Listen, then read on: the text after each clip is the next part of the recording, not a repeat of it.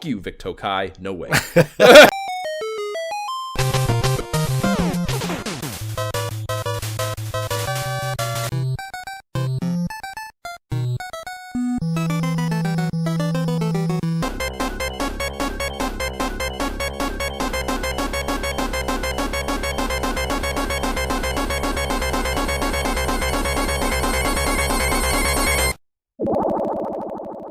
This is the Imperial Schools of Honor podcast. I'm Josh Folan. And I'm Jay Baxtron. And we're going to be bullshitting about the formative years of console gaming as we revisit the periodicals that covered it again.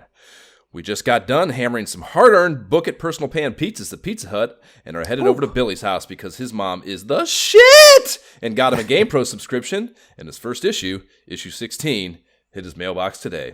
Link to the issue is in the show notes, as it always is. Please rate and review the podcast. It makes us feel really great. If you post it, we'll read it here.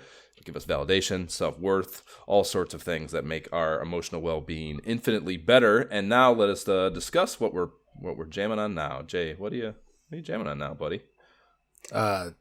Some more bucket pizza, man. Get some of that. More respect to that. If anybody's doing that, we talked about it. I know it's been revived. Let us know if you or your kids got down on that.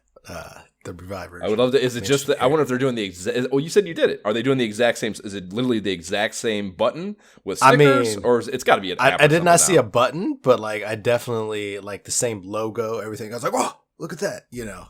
So how do you track it then? How is the individual?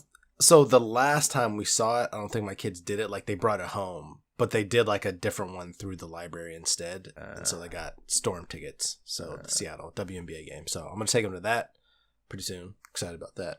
But they did not actually do the book it thing. It's been a couple years, so I don't remember how they did it. Okay. Gotta get in. I want to see the app. Screenshot the app. It's got to have an app now. If it doesn't have an app, it'll blow my mind. Anyways. What are you jamming on now?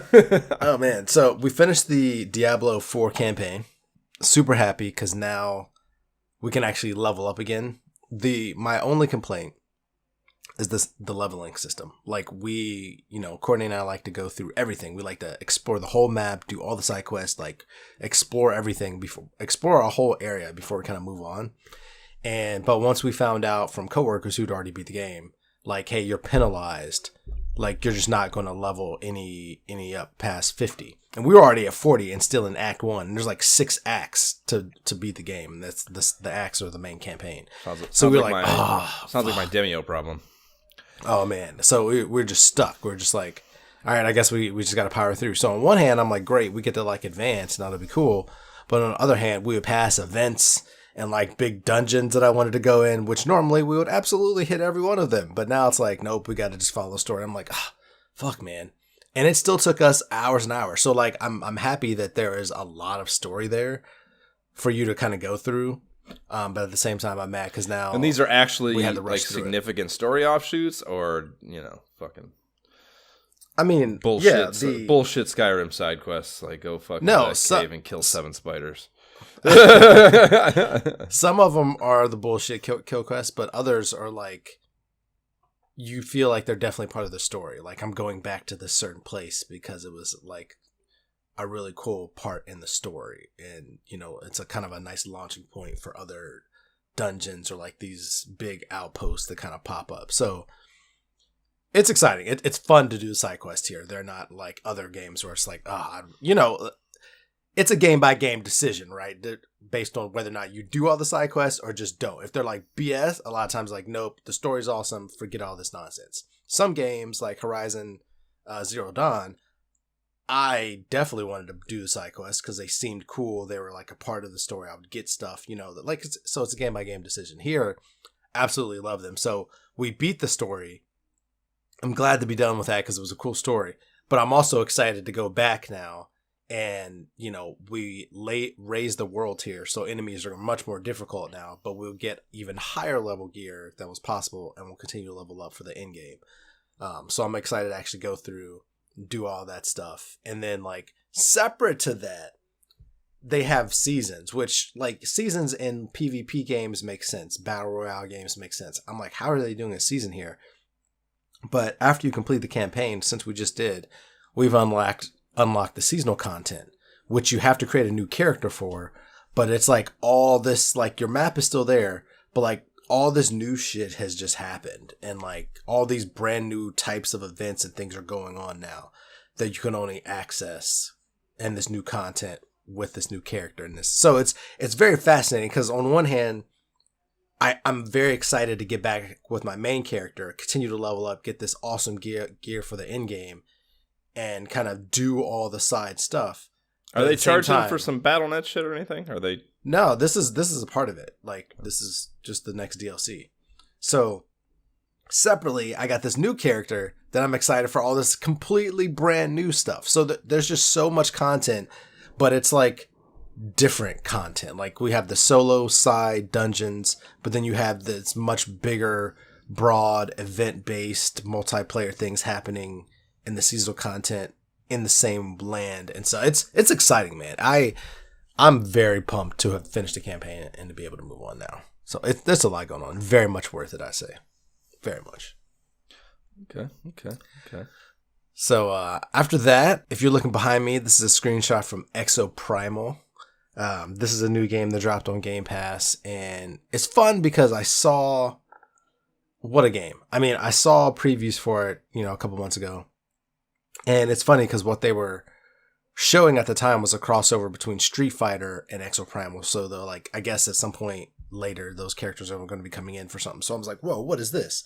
And so the game dropped. Obviously, that part's not even available yet, but it dropped in Game Pass, and I'm like, what are we doing here? So this game is like, it's like a third-person multiplayer shooter, and you have these exoskeletons, and basically you're killing dinosaurs. Like, the main gameplay loop is that you're killing dinosaurs.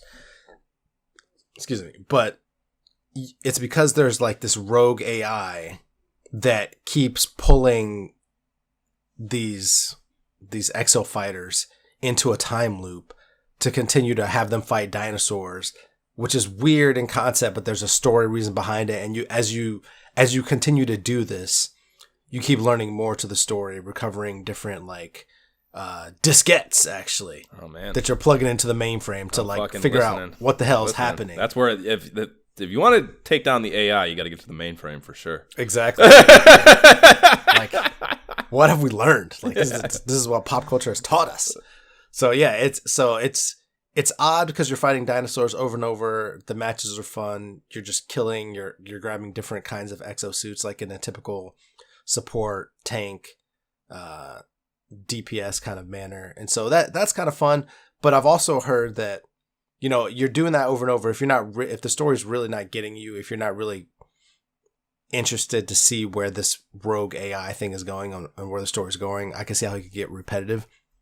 But I've also read that once you get a certain way into the story, so much more is available because of what it unlocks. So it's just like, it really is a sense of like, hey, you really got to get there or you're really able to play the game. So I'm excited. Dinosaurs are super fun. Is it a varied, how are the dinosaurs, I guess, really? Are they doing the dinosaurs justice? Are they varied and well modeled, I guess, is really what I'm asking. Oh, yeah.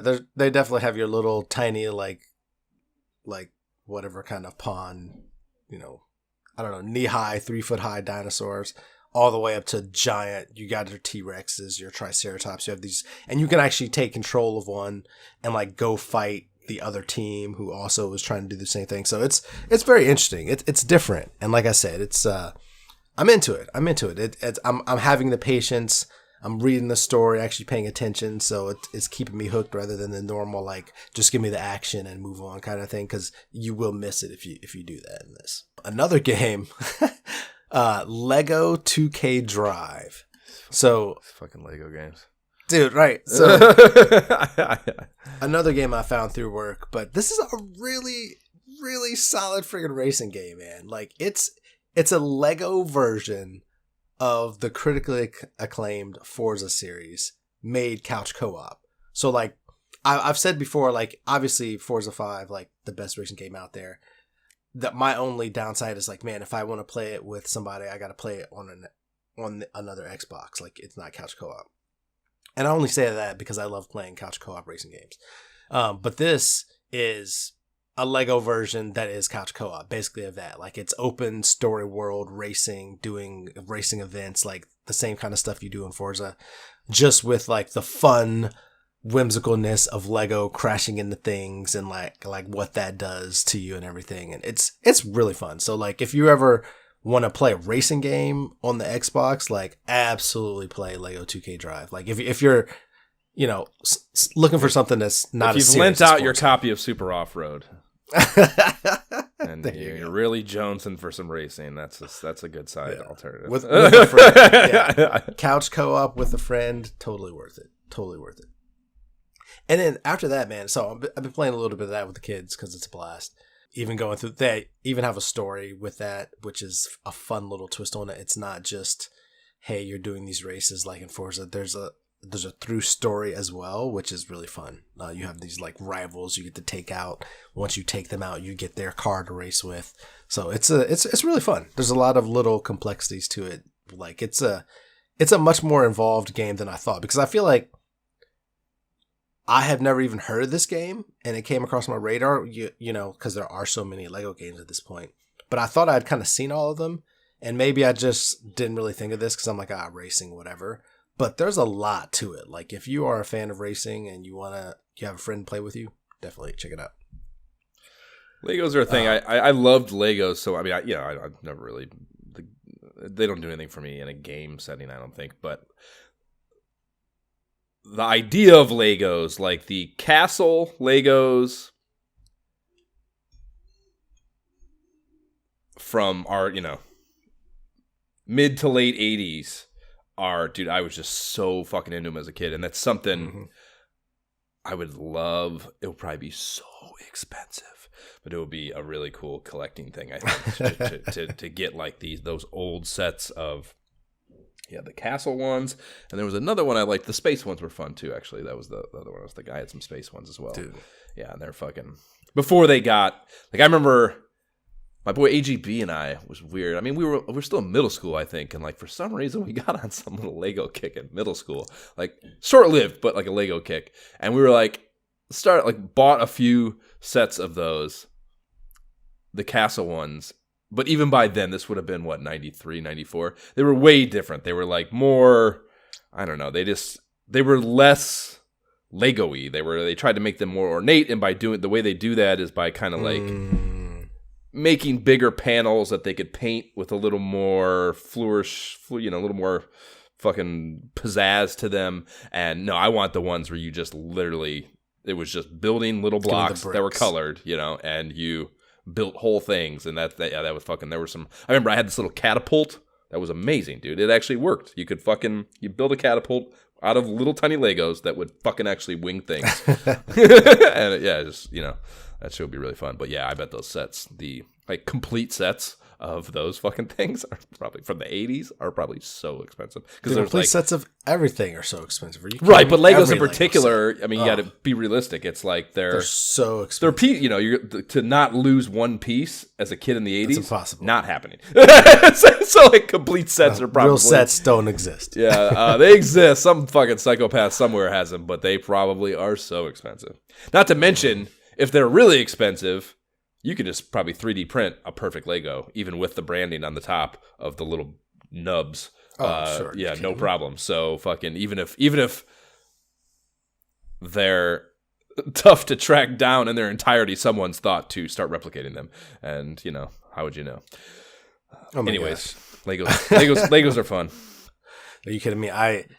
My son has like almost every Lego Mario set that exists right now. Like it's like a fully functioning Lego level. Mario level made out of Legos.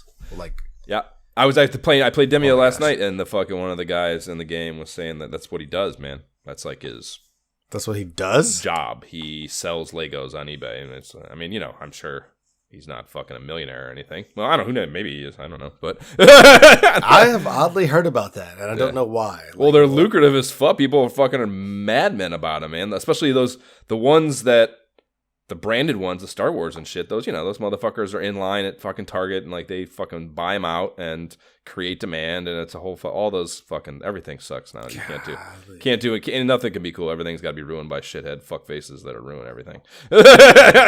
Somebody's always trying to make a quick buck, right? Yeah. So outside of Lego goodness, the last game, of course, I had to pick up the VR a bit with my time off lately. And, my monthly poker game and recent loss, not making it to the final 3, which I normally do, had me itching for some more action. So Poker Stars VR felt like the closest thing that I could get to reality. So I was on there the other day. Motherfuckers play that shit for sure. I see people talking about it. I was playing for a while and had a good time, man. I don't know how long I played, but I played it for a good while. Do they actually? It was a blast. Are they? I mean, how? I don't know, man. Poker, because unless it's actually like depicting face tracking, like the whole. To me, I don't know, the whole thing of poker. The card game is the most boring thing ever. Like what would make poker even kind of interesting is the interpersonal exchanges that you're reading and trying to pick up on and making fucking strategic determinations off of. Without that part of poker, like, oh my god, I can't imagine anything more boring to me. Well, to somebody who actually likes the game. Do they work that in any? Well, I'm asking, do they work that in any way? No, I mean, like, everybody you have your avatar that you and there's no movement. You can't even see. You can't even so, like, see hands people fidgeting or anything. People definitely are moving. Like your fingers and stuff move, like to pick up the cards and move them. So like your whole body is moving the whole time. So that was the thing about it. Like, obviously, your face is going to be your face, but like people's heads and everything else are moving around as they're talking. So it really kind of still gave off that vibe of like, I wish this mofo would shut up. These two are cool over here. This person gestures a lot, but they don't talk. And you know what I mean? And just, I was still able to pick up, like, this person's clearly on tilt. You know what I mean? Like, so it was still a good time. I could see how if you had, like, a group of people you knew and you couldn't get together and you wanted to try, or you just have, all have the headset and you're able to jump on and do that, how you can still have a good time, you know? So, yeah, man. That is all about my time. What about you? What have you been jamming on? The big thing was that Pixel Rip 1978, which I finished it. It's good. I will almost certainly play the 90s one. Nice. 95, Pixel Rip 95 or something like that. The boss battle, I mean, I talked about them a little bit last time, but the boss battles are really interesting and well done. And I think I said this exact thing, but I can see why this has caught on. They rely so heavily on this multitasking thing where you had to both play a game on a console with your hands in the game, or eventually they would come out, the boss battle development would have stages and like it would start in a TV and then work its way out into the space, and you're playing it kind of like in the space in a 3D way. So there's that like progression of the battles, but also they would couple that with people or things in the VR space to also deal with. So think like the first boss battle, you're playing like it's kind of like a spacey shoot a fucking flying saucer kind of game on a screen, and then it comes out and it kind of turns into alleyway or breakout, however you want to think of that, where you have the paddle at the bottom and you're bouncing a ball and trying to break the bricks, and the spaceship is behind the bricks, so you're trying to get the ball behind the bricks to hit the spaceship. So you're playing that, but also you have to, once the ball hits it in the game, you have to grab these paper balls in the space. So you have to let go of the controller with one hand and still be controlled. You still got to be controlling the paddle because he's shooting things that you have to deal with and the ball can't die. So you're like still controlling the paddle with one hand and grabbing paper balls with your other hand and trying to hit the spaceship with paper balls. So it's like this 2 mental track thing Really hard, man. It can be really hard. The upper echelons of these things, of this mechanic or combined mechanics, would get like, shit, man, this is like you really got to focus, man. And yeah, it's just like a level of, I don't know, just focus and immersion that is really interesting and well done. And again, only irreplicable on a flat screen. So really cool. Yeah, really interesting. And I really enjoyed that. So that was a cool thing. And, this, whatever, the story, it's kind of like I told you, kind of I want to compare it to that Minecraft Dungeons, both in aesthetic, which I think it very much is in line with, very close to, but also in the trivialness of that part of it. Like the part where you're going around and battling in the game, where you go into the game.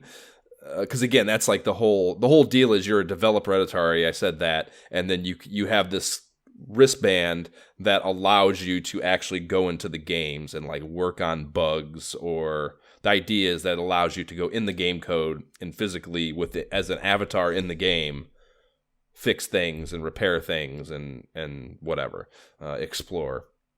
So you're like, that stuff, the in the game stuff, when you're in there, it's kind of trivial. I don't know. It's like Minecraft Dungeons. I told you, you were just walking around. Like, very rarely did I have to like strategize. You know what I mean? It was just like basic bitch, just smacking things. And that's very much how that part of it feels. So that could be better, I guess.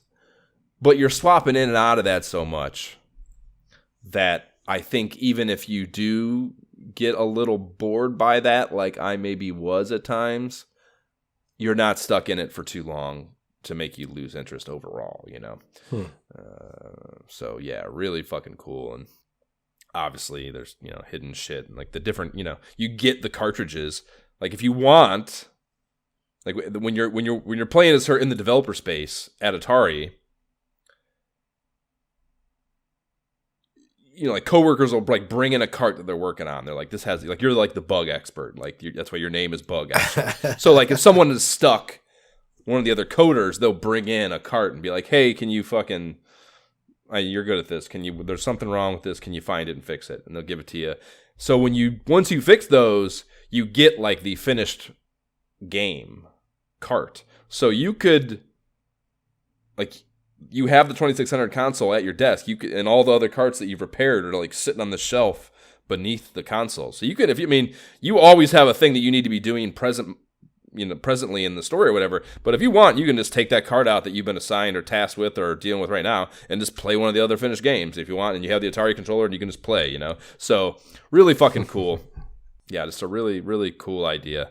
And it's a one woman, it's bigger now, but the whole concept came just a one-woman developer that came up with this idea and did that whole first one herself, and Atari liked it so much that they, were willing to do a licensing thing with it, and yeah, it's really fucking cool story and really cool output, I guess, eventually. Nice. So there's that. The new Walkabout course, Laser Lair. That's a themed 50s, 60s spy deal. There's lasers on every hole, and they will carve up your ball if it makes contact, and you lose the stroke. It's like just fucking hitting out of bounds, basically. It's a little gimmicky, I would say. Not nearly so much as Upside Downtown, but definitely not as putt-putt focused as I'd prefer. And I said this, we played, we did a run on this on the easy course, and I said, did you end up playing the hard course of that one or no? I did not, no. Okay. So yeah, the hard course in that one leans less on the laser shit and for its difficulty, like the easy course is all about just like trying to avoid lasers, basically. Right. The hard course is more about using like good angles and stuff. You don't have to just time. Like I really hate those fucking timed ones where you're just hurrying yourself. I said like putt. Like 1, 2, 3, go. Yeah, putt to me is not like it's too sensitivity based, especially to be good at it, especially the way that I guess that I want to be good at putt. So I hate that rushed thing. Like that's very gimmicky to me. You seem to enjoy it though. I was gonna like, did you? You seem to really dig that one. Actually, did you? I thought it was. I liked it. I did not like the 2 holes maybe where it was just like, oh my gosh, I'm just getting sliced over and over again. Right. But it was a cool course. Yeah. I would not like to play the hard one or I wouldn't have thought to play the hard one because I would think of just much more lasers. Yeah. Like much more freaking crazy. Yeah, I think lasers.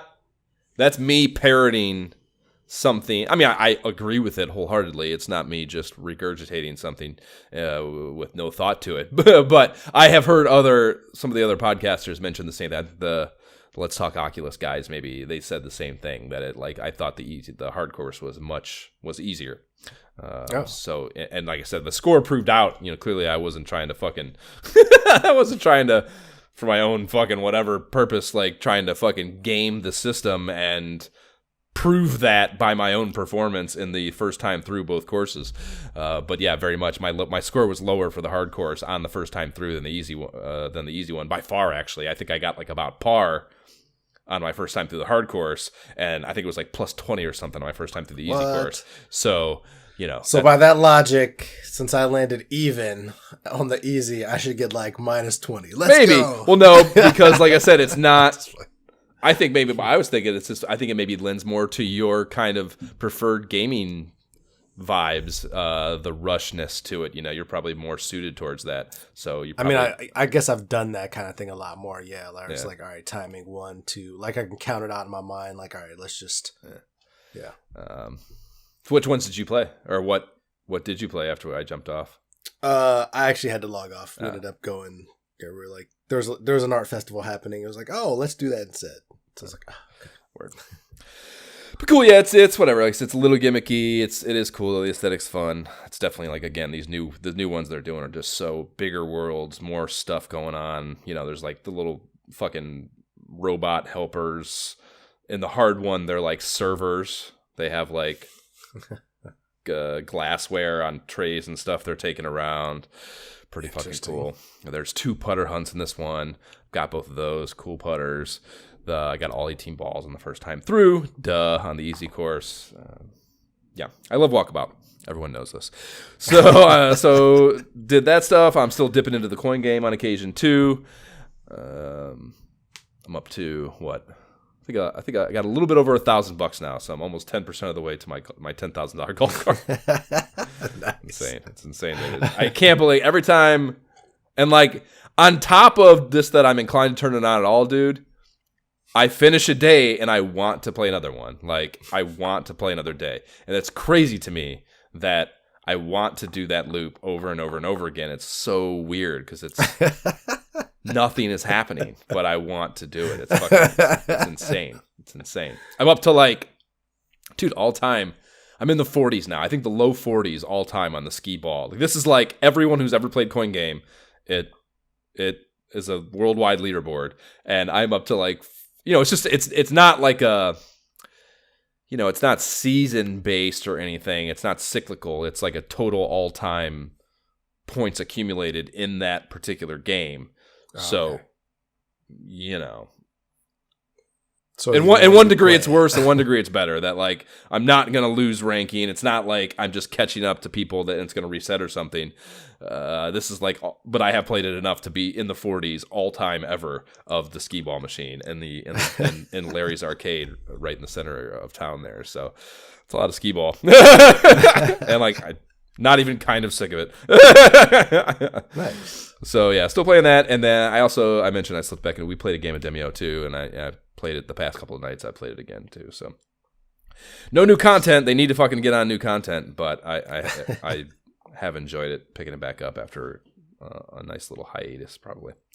I feel like I could play another round and have a completely different experience. Like, there's so much more to add. Like, I haven't even really played with the other characters yet. So yeah, dude, and that's before I went on my hiatus, that's how I tried to mix it up. I started playing with Magician, and when the Barbarian came out, I played a lot with that one. So yeah, I mean, I'm pretty well versed now. I think with obviously the Assassin is my historical go-to, but yeah, the Barbarian and the Magician, all 3 of them, like I played the shit out of. Now Archer a little bit, the Bard and the Guardian are the 2 that I probably, and the Warlock. I don't the Warlock. The cat thing is cool, but it's like the cat can die and then you're kind of helpless for a couple of turns. I hate that idea, so that one doesn't really appeal to me too much. But yeah, that completely changes the game for sure to play with the different characters. So yeah, if you want to mix it up, I highly recommend that.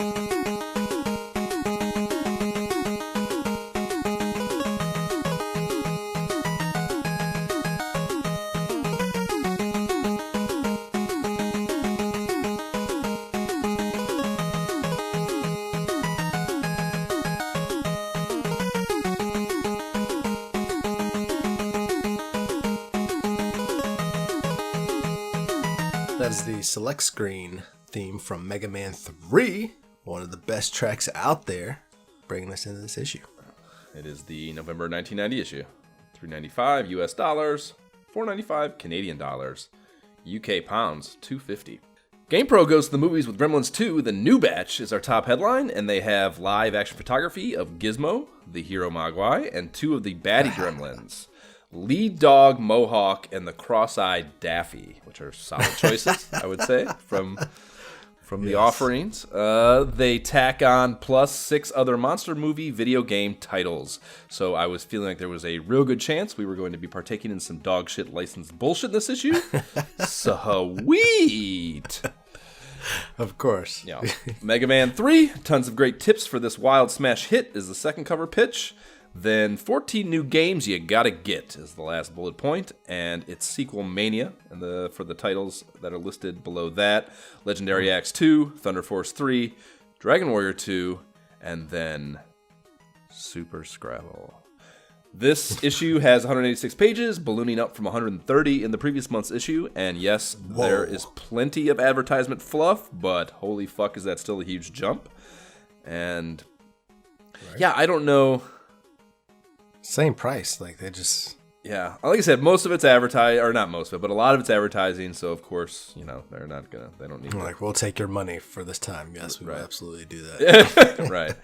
But yeah, it does, yeah, that's still... Printing costs included, like, I don't know, it's a massive change, massive jump. So first thing we get served up on our TV dinner table after opening the mag is a full pager from Ultra Games that is slathered corner to corner with Teenage Mutant Ninja Turtle goodness.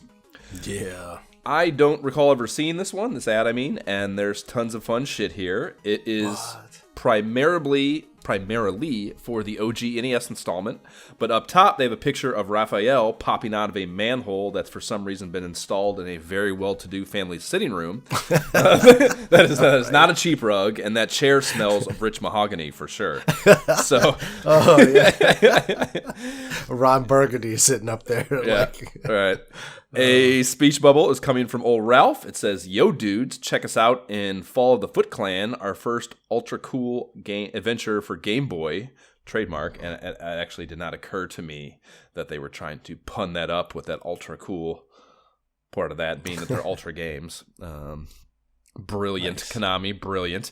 In front of this poor civil engineering choice is an NES with 2 standard controllers plugged in and a few game boxes strewn about nearby.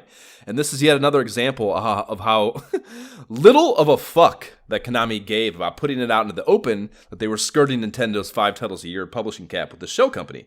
One of those game boxes is Metal Gear, and that is also an Ultra published title. Yes, okay, that's on the up and up.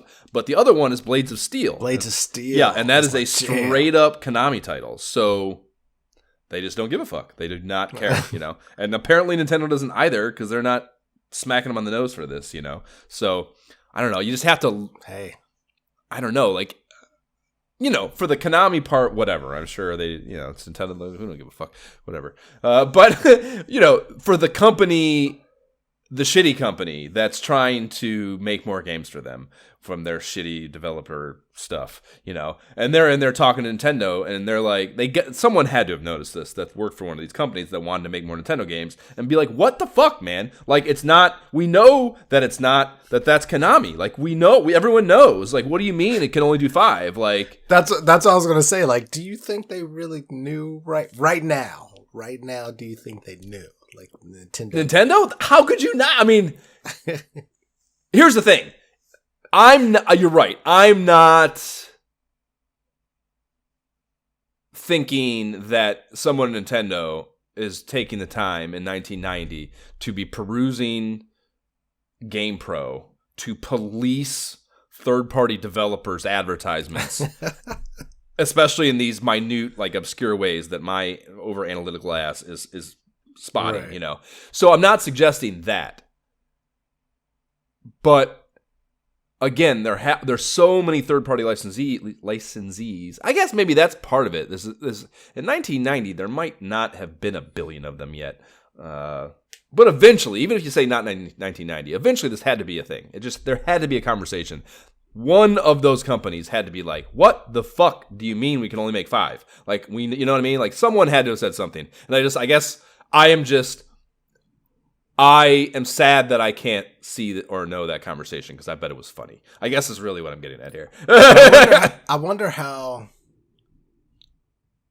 like, I wonder what was the average time to make a game back then. Like, right now, it's years, but, like, back then, you know, I've heard stories about a certain game. Yeah, I mean, like, out in, like, 8 weeks. Yes, like, exactly. The that licensed was not ones. ideal. So, like, Yeah, you know, it's probably like 1990. 3, 4, you know, somewhere between 3 and 6 months. That would be my spitball, my So, like, educated spitball from doing all So this. even saying 5 should be like, yo, you're hurting quality if you go beyond 5 kind of a thing. You know what I mean?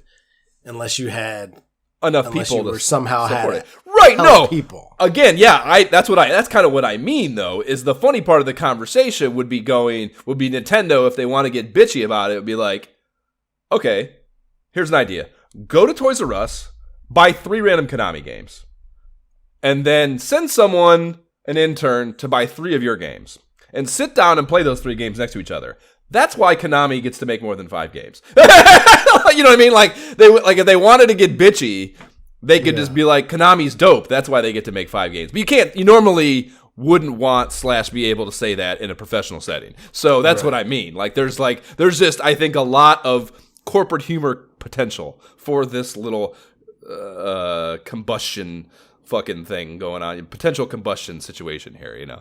So that is, I don't know, it's certainly interesting if nothing else. The bottom 2/3 has some flowery pitch copy for that NES game, and the game box, 5 screenshots of varying quality and appeal. And the copy is actually kind of fun, so I will read that. Ultra Games has lifted the lid on the hottest rock'em sock'em video game ever to grace the sewers as the Teenage Mutant Ninja Turtles track New York's hastiest, nastiest to the front door of your Nintendo. With these dynamic dudes at your disposal, rampage from the Bronx to Broadway, slashing and smashing carnivorous robots with katana blades and nunchucks. Then go cruising for a bruising in a pizza-powered party wagon loaded with anti-Foot Clan missiles until you capture Shredder's life support gun and turn your rat friend Splinter back into the man he used to be. So team up with the Teenage Mutant Ninja Turtles and prepare to shell out some punishment. And that is good copywriting. Also maybe you don't even need the games. Maybe you can just put that copy and be like, show me all of your guys' fucking ad copy and show me where it even comes. It can even hold up one nut on their nutsack. You know? Oh, that's great. So pretty good. So we haven't played this yet, and I've never beat it. You haven't either, if I recall correctly, and it's borderline fucking impossible as I remember it. So I think it still warrants absolutely discussion for Game Ep territory. So like I said, we almost played 2 last time instead of the other game that we chose. That doesn't. So, I feel like that's like apples and oranges. My point is, like, I will happily go back into the Turtles franchise at that point. Like, okay. I still have that Cowabunga collection, so I can play both this one and the Game Boy version on my Xbox, like all the versions. So I'm absolutely interested in talking about that. I need to make a note, jot in your moleskin, Jay, to send me a screenshot of this game on the Xbox. I badly need to see, like, how that looks. I just can't believe that it's gonna be great. Rudimentary NES quality. Yeah, I just have a hard time picturing that coming out of an Xbox, but who knows? It's dope. Trust me. I'm not. I wouldn't doubt that it's dope. My concern would be that it's too dope. Another new ad, same game situation after that, from Acclaim for Total Recall on the NES, and has a great shot of Arnold from the film. He's hanging on for dear life in a wind tunnel that I believe is replicating a breach in one of the habitats on Mars, if I recall the film correctly. And he is 100% making that iconic Arnold noise here, you know? Right? He definitely is. Yeah. So, you know, you have to think there's some level of acknowledgement of that in the creative choice of choosing that particular photo. Like, yes, it's also action-packed and interesting, but there's got to be someone had to be like, and he's making that noise right here. You know, like, Yep. Like I don't. That movie is not very memorable to me. Oh, dude, that movie's so good. I feel like I need to watch it again. You gotta watch. Right it's so now. good. It's so good. It's such a good movie. So like, I don't have this image in my mind at all from that movie. So I'm just like, I feel like I just remember him walking around a lot. So that movie is great, dude. That scene at the customs where he's trying to pass through as the woman, and he's got the robot head on, and it like freaks out on him. I've heard people love the movie. It's really good. This game sucks. So. Oh, the game is fucking no dumpster doubt. fire. Yes, it's fucking horrible. Back to the ad. Headline up above reads, "They stole your mind, now get it back." And it had me wondering if they thought of looking in the chopper for it. Get in the chopper! Love this movie. Yeah, enough to... So I stole this movie, the VHS cassette, from the Oberlin Public Library when I was a kid. So that's how much I loved the movie even as a kid, let alone now as an adult. But I hated the NES game enough to feel absolutely robbed after renting it once. And I maybe have told that story out here, but yeah, I rented it. I love it. It's one of the... It's right up there with X-Men and, Acclaim and LJN. At 1990, that transition is happening where they purchased LGN, but I think this game's been out for a little bit, so I don't think they were quite the same thing yet, but close enough. Mm-hmm. But yeah, it's right there with the X-Men game, and as far as just licensed video game tragedies on the NES, the IP here has everything you want in a video game if it can be respectfully integrated into a well-crafted game, and it was developed even by Interplay. That's the shit of it. It's not like some fly-by-night developer that Acclaim hired for this. Interplay, again, that's the Fallout people.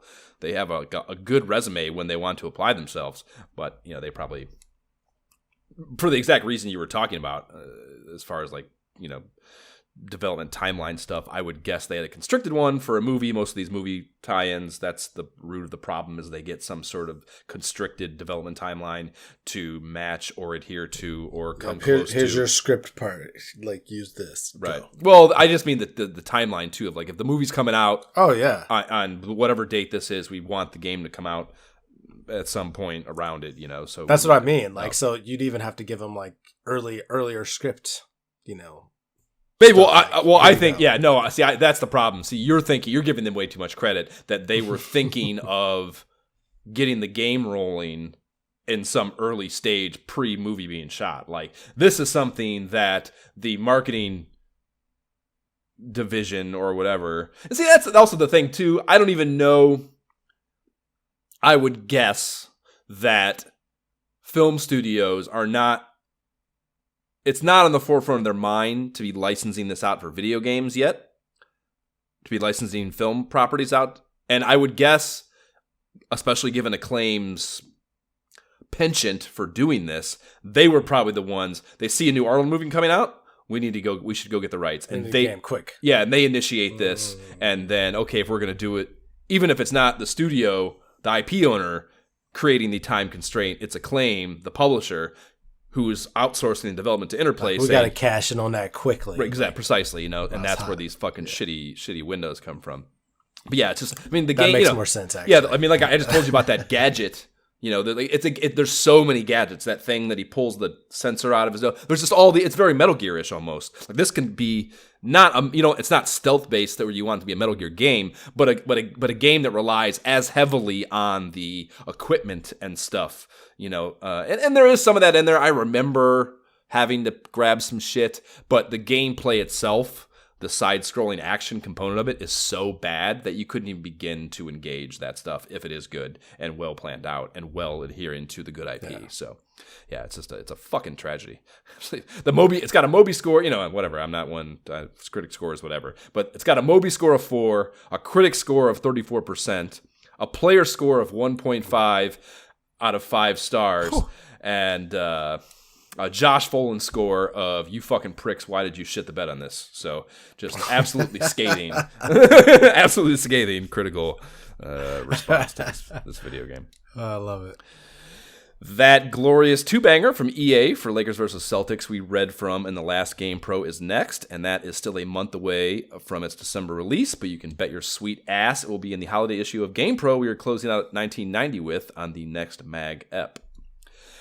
Konami comes back at us next after that with a single page for Castlevania 3, Dracula's Curse. And it's got a really cool illustrated imagining of the ability to change characters here. A super stoked kid in the middle with Grant, Alucard, and Trevor surrounding him.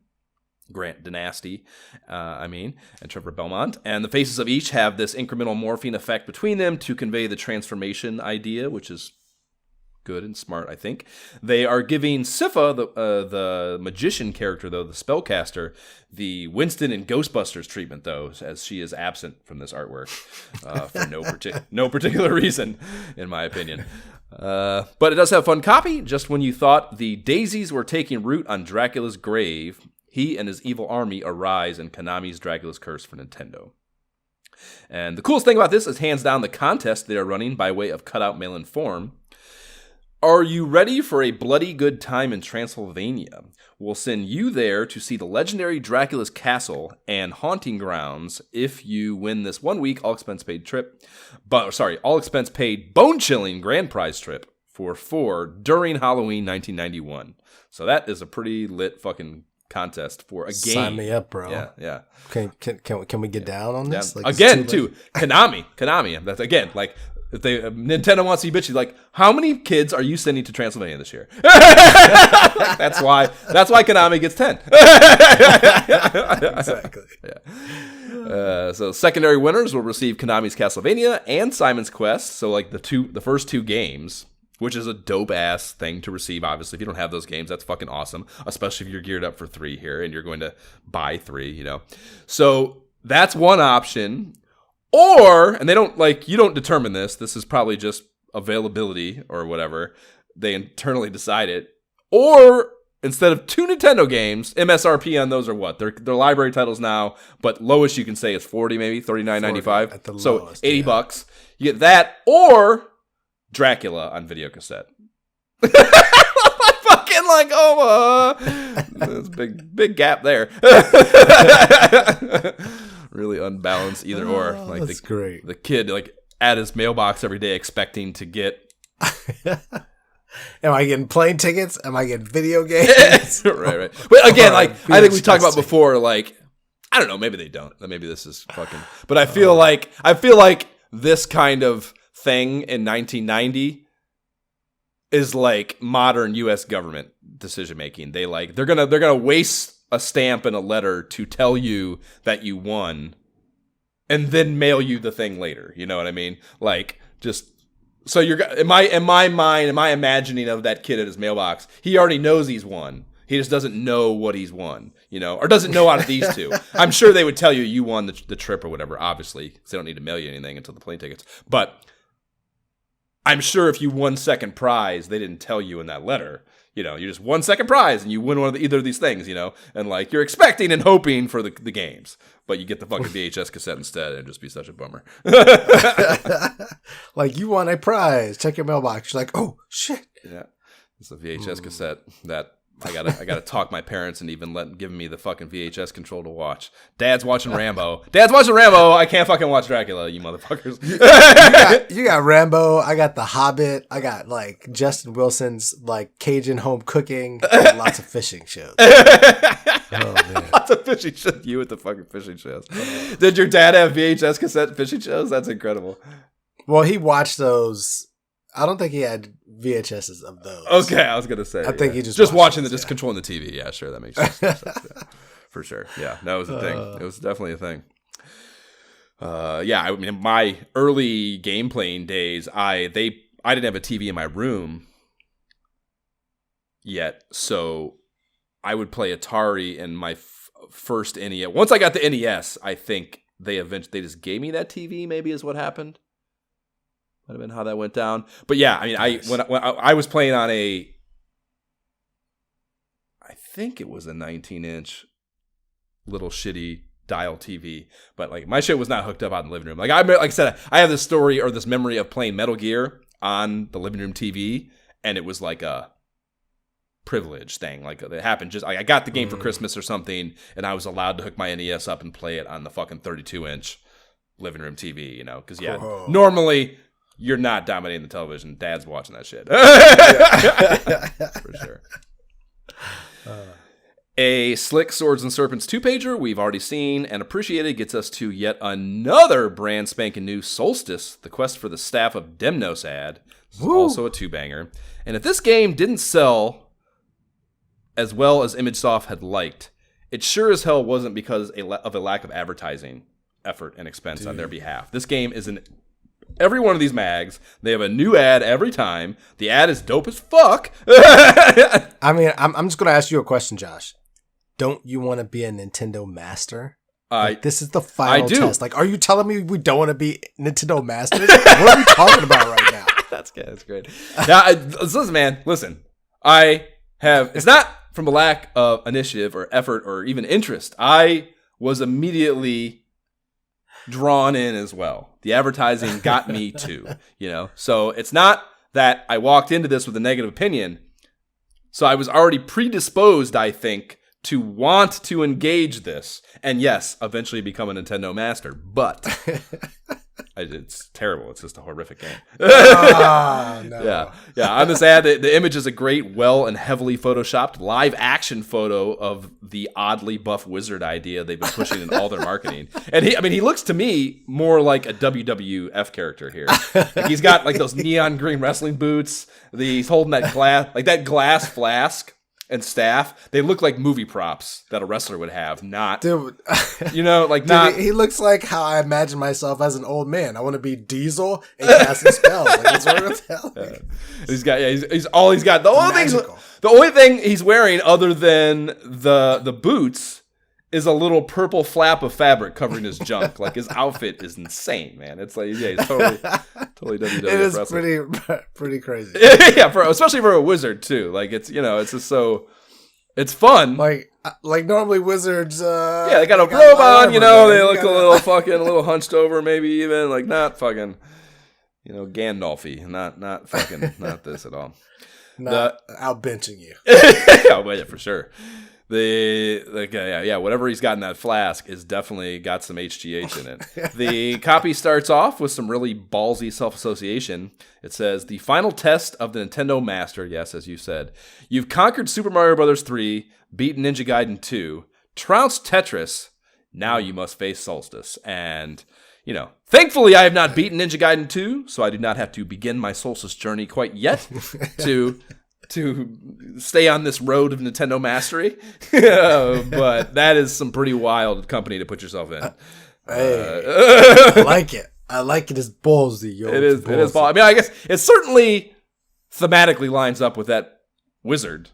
The image of that wizard, that wizard would definitely put himself in the company of Super Mario Bros. 3, Ninja Gaiden 2, and Tetris. I get that, but the developers should maybe have a little bit more perspective. Lastly, they are doing another cool interaction thing with the readers that is a good veiling of luring peeps into their mailing list. There's a corner mailer asking you to write in for Solstice purchasing locations if you're struggling to find one, which would surprise me, as well as a request to send in tips, maps, or ideas for Solstice 2. So they're like trying to source, I don't know, fucking a hint book out of their players and readers, and a sequel. Which, hey, I like this. I told you it's ballsy, man. It's ballsy. The balls on this guy. I guess. First up is the letter from the GamePros, and color me impressed about this. They are explaining in detail the economics of video game cart manufacturing and why there can be such disparities in the costs of new games, even within the libraries of a single console.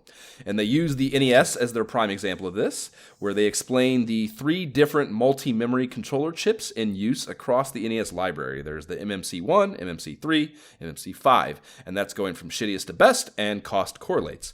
These MMC chips trick the NES main processor into thinking this onboard chip in the cartridge can allow for additional graphical capabilities beyond the system's base aptitude. So that is the application of this, and it's really smartly written, and this is like, this is actual journalism that warrants praise. Like these games, right? We know so much of them are just selling vehicles, just pumping video games into children and or the requests into children to their parents. But this is actual like smart, learn things. Super interesting. Yeah. Super interesting. Yeah, I was 100% reading this like, I didn't know this shit. And I have read a lot of dumb video game shit from 1990. Give me those engineering details. Yeah. That's very fascinating. Yep, for sure.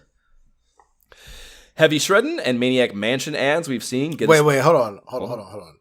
Before we move on, can we take a moment to note that some games at this time in 1990 cost $64.95? That's an NEC. Those are all NEC games. You know, the highest I've seen any of the Genesis games in here, and you know we don't get a lot of Sega prices because fucking Sega can't do it for some reason. I think honestly at this point I think it's deliberate. I think they just don't, especially in these magazines. I don't think they want their prices. They don't want you to know to be side by side with the lower NES prices, even though it's warranted. But again, a parent can't. They're just going to be like, nah. More expensive? Why No. No. You want this one? Yeah. No, you get Right. So yeah, I at this point I think it's deliberate, but we do see a few of the third-party developers for Sega have some prices in here. And the highest I saw was 55, I think. So, you know, that and you know, there were NES games that were 55 too, I think. I think Mega Man might have been 55. So, you know, yeah, the Super Nintendo games definitely got up there because I know. Okay. Which will come later. Right. But yeah, that $65 shit, a lot of that is fucking TurboGrafx NEC nonsense, you know, which is, again, we've talked about, like, that's why they couldn't compete, because all their games were astronomically fucking everything about it, with the system, the add-ons, the games, they were all so fucking expensive relative to everything else that you just, again, it's just, you can't, price is such an important thing at this time, I think, with the lack of video gaming vernacular that the actual people spending the money had, you know what I mean? Mm-hmm. Like the kids were not the ones spending the money, even if they also probably didn't know, but parents in particular, no clue. So, we had to tell our parents, like, yo, you need to get this one because this is the 16-bit versus the 8-bit. The 8-bit is the old stuff. The 16 is the new. That's the better graphic. If this discussion is not happening in a store with the things set up that you could demonstrate this visual difference, it was just going right over their head. Probably still would, but at least then like all you need to know, this Super Nintendo. The great one. Super. The great one. Everything we want to buy needs to have Super in front of it. Yeah. So we're getting into the mail now, and they start here with an entire page of just Game Genie letters, and gamers are just foaming at the mouth for the shit. The exact quote from Matt Damon in Evans, Georgia, states that they are foaming at the mouth about this bad boy. And Matt takes that demonstration of enthusiasm even further, saying he pinned the article from the mag to his wall. This kid has himself a fucking vision board, Jay. This kid has a fucking He's a visionary. Yeah, a video game vision board on his wall at age whatever. Yeah, it's fucking incredible.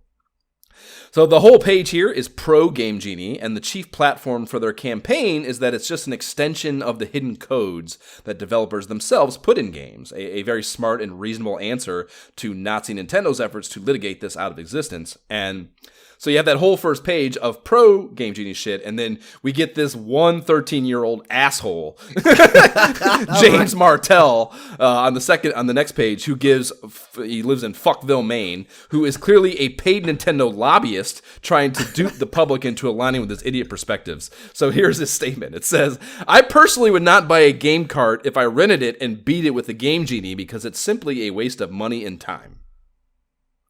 Okay. What? Yeah, just like baseless. It's just like, no, I don't like it. I say a bunch of words, they affirm my opinion, but I actually demonstrate no factual basis for that opinion with this wordy statement, you know.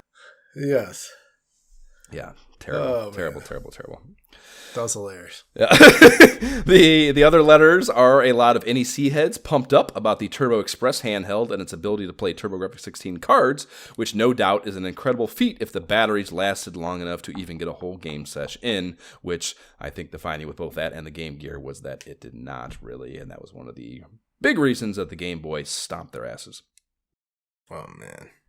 Namco, which is a Genesis full pager in the middle of the mail. Half of it is devoted to ISOH Game App alum Philios, and the other to Burning Force, a sci-fi perspective arcade shooter I didn't recall having seen yet. And I had no ROM in the library, despite, it's tough with those names that are just like, fucking adjective, noun, like, whatever. You got pick between these synonyms. Yeah, it's just a video game Mad Libs, basically. I didn't have it though, so my theory confirmed when that was the case, and then I was off to do my little emulator BB stacking process of acquiring the ROM and the matching key art. I love doing that.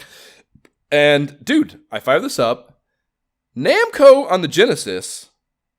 I think we have something here. Like, I think this developer is, and I had no idea about this. I think it is like called shit, bro. Yeah, they called shit. I think they are like an early stage Genesis fucking just absolute fire developer. Like, again, kind of Konami, Capcom over on the NES kind of deal. Like, all these games are fucking good, and this one is fucking great. I played all the way through the first two levels, then to the first boss where I got pummel-chooked before having an inclination to turn, before I even thought about turning it off. Like, I played 2 whole levels and a boss level and got killed, and I was like, do I want to stop playing? I don't think I want to stop playing.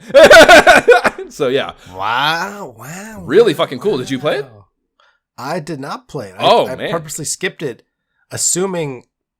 thinking I had already played it. But this ad looks just like they've been doing, Namco's been doing these 2-banger ads with Philios on one side and then another game on the other. And yeah, this was a new game on the other half. So that's a fair assumption. But so yeah, it's a from behind. I definitely did not. Yeah, it's a from behind perspective vantage. It feels a lot like Space Harrier, but you're, instead of like flying as a dude, you're riding a skimmer vehicle on top of open ocean, and shit flies up out of the water at you. Oh, there's also enemies buzzing in from the horizon, and there's a ton of fun variants in the enemies that I felt. You occasionally come across these launcher things where you can, like, you pass over them and boost up into the air, where there'll be power-ups to shoot and grab and stuff. So there's like, you kind of like a, even the skimmer part has like some aerial aspects to it. And then on the topic of power-ups, there's a lot of really cool progression I felt to the laser shooter and limited quantity missile attacks that I went through in my first couple of levels there. So yeah, I played the first 2 levels, and I got a cutscene where your skimmer goes into a workshop type thing, and it's retooled into a flying vehicle for the boss battle. So you're flying, you're not even on the water anymore for the boss battle.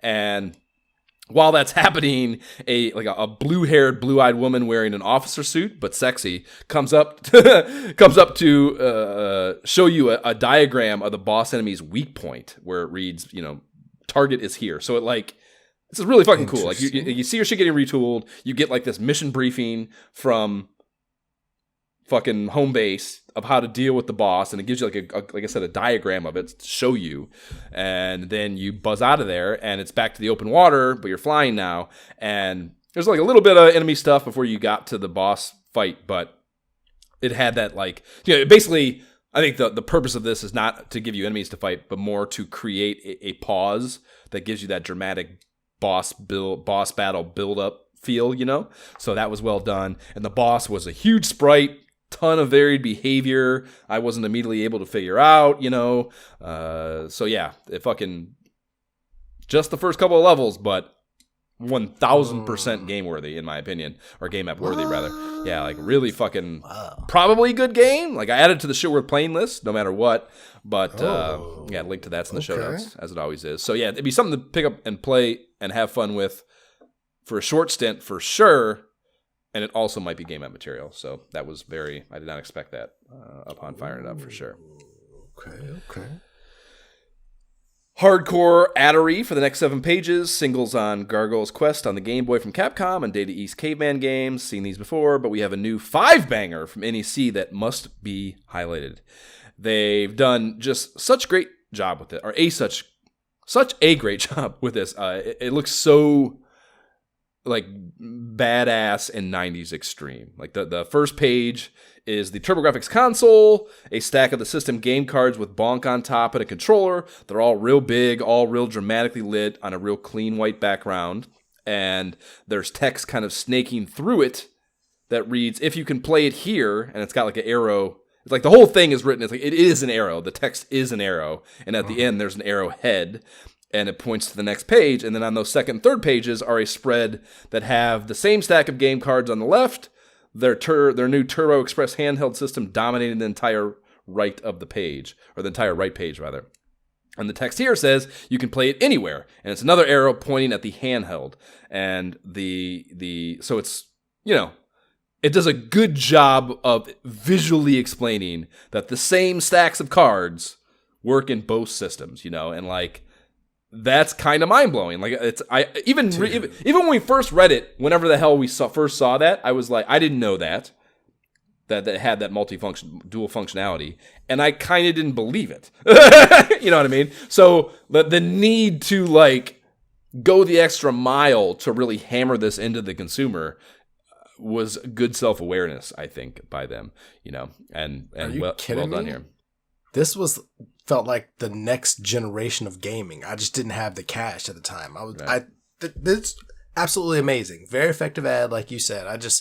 I wanted this so bad, but I was like, there's no freaking way I can afford this. These games. I didn't have these third-party mags. Yeah, I didn't have these third-party mags, thank God, or not thank God. Thank God for my dad's wallet, probably, because I would have we need to get this. So yeah, it always felt just like the rich kid. Yeah, thing. like there's no way I'm gonna be $400. Yeah. Who knows how much this was? Probably. It's like owning the Neo Geo or something, like basically arcade cabinet style. Like I don't have that availability. Yeah. The Turbo Express is noted to be actual size and showing an actual screen from Bonk. It's not like conceptual art or something on the screen. It's like an actual screenshot. And they have solid bombastic copy here. It says, for the first time in the history of mankind, you can play the existing 16-bit library of killer TurboGrafx 16 games anywhere in the known world. And they also show the TV Tuner add-on, which they note that you can attach both VCR and camcorder inputs. So it's like, what? Yeah, how crazy is that you could you could play that Dracula tape on your, if you want it, on the fucking on your TurboGrafx handheld with this fucking thing, and the proper cables, I guess, which is even more shit that your dad is not gonna buy you. Although being able a job, yeah, exactly, being able to pipe in a camcorder, which also a rich family thing that we did not have. Definitely that. Yeah, so being able to pipe that in, that like the ability to do that at all is also, I think, a bit aware of their consumer base. You know what I mean? That like that you could even have a camcorder, and that they would even begin to let your kid touch it. I guess this doesn't have to be for a kid, sure, but probably, yeah. And the idea that if you had a camcorder, if you were rich enough to have a camcorder, the idea of letting your kid play with it, to play with this fucking handheld video game system, get the fuck out of here. We're talking about a very, very niche market right now, to say the least. Last two pages are a huge collage of game screenshots, captioned with the explanation they are offering one of 38 titles for free, and that is in addition to the Keith Courage pack-in cartridge, when you buy a console between October and end of the year, and that's a pretty hot deal. Mm-hmm. Free video games are cool. Cutting Edge is on virtual reality shit, and, virtual reality. What are we talking about here? This is mostly about how the MetaQuest 3 is going to even further slay caveman flat screen gaming, and how the writer, The Wiz, can even believe anyone plays caveman games on flat screens on the other side of the room anymore. And amen, Wiz. Amen. I don't understand it either. They actually don't even mention the Quest here, surprisingly. But this is mostly broad strokes of where VR technology is at the time, which is not very far, as history playing out between 1990 and 2023 would demonstrate, I would say.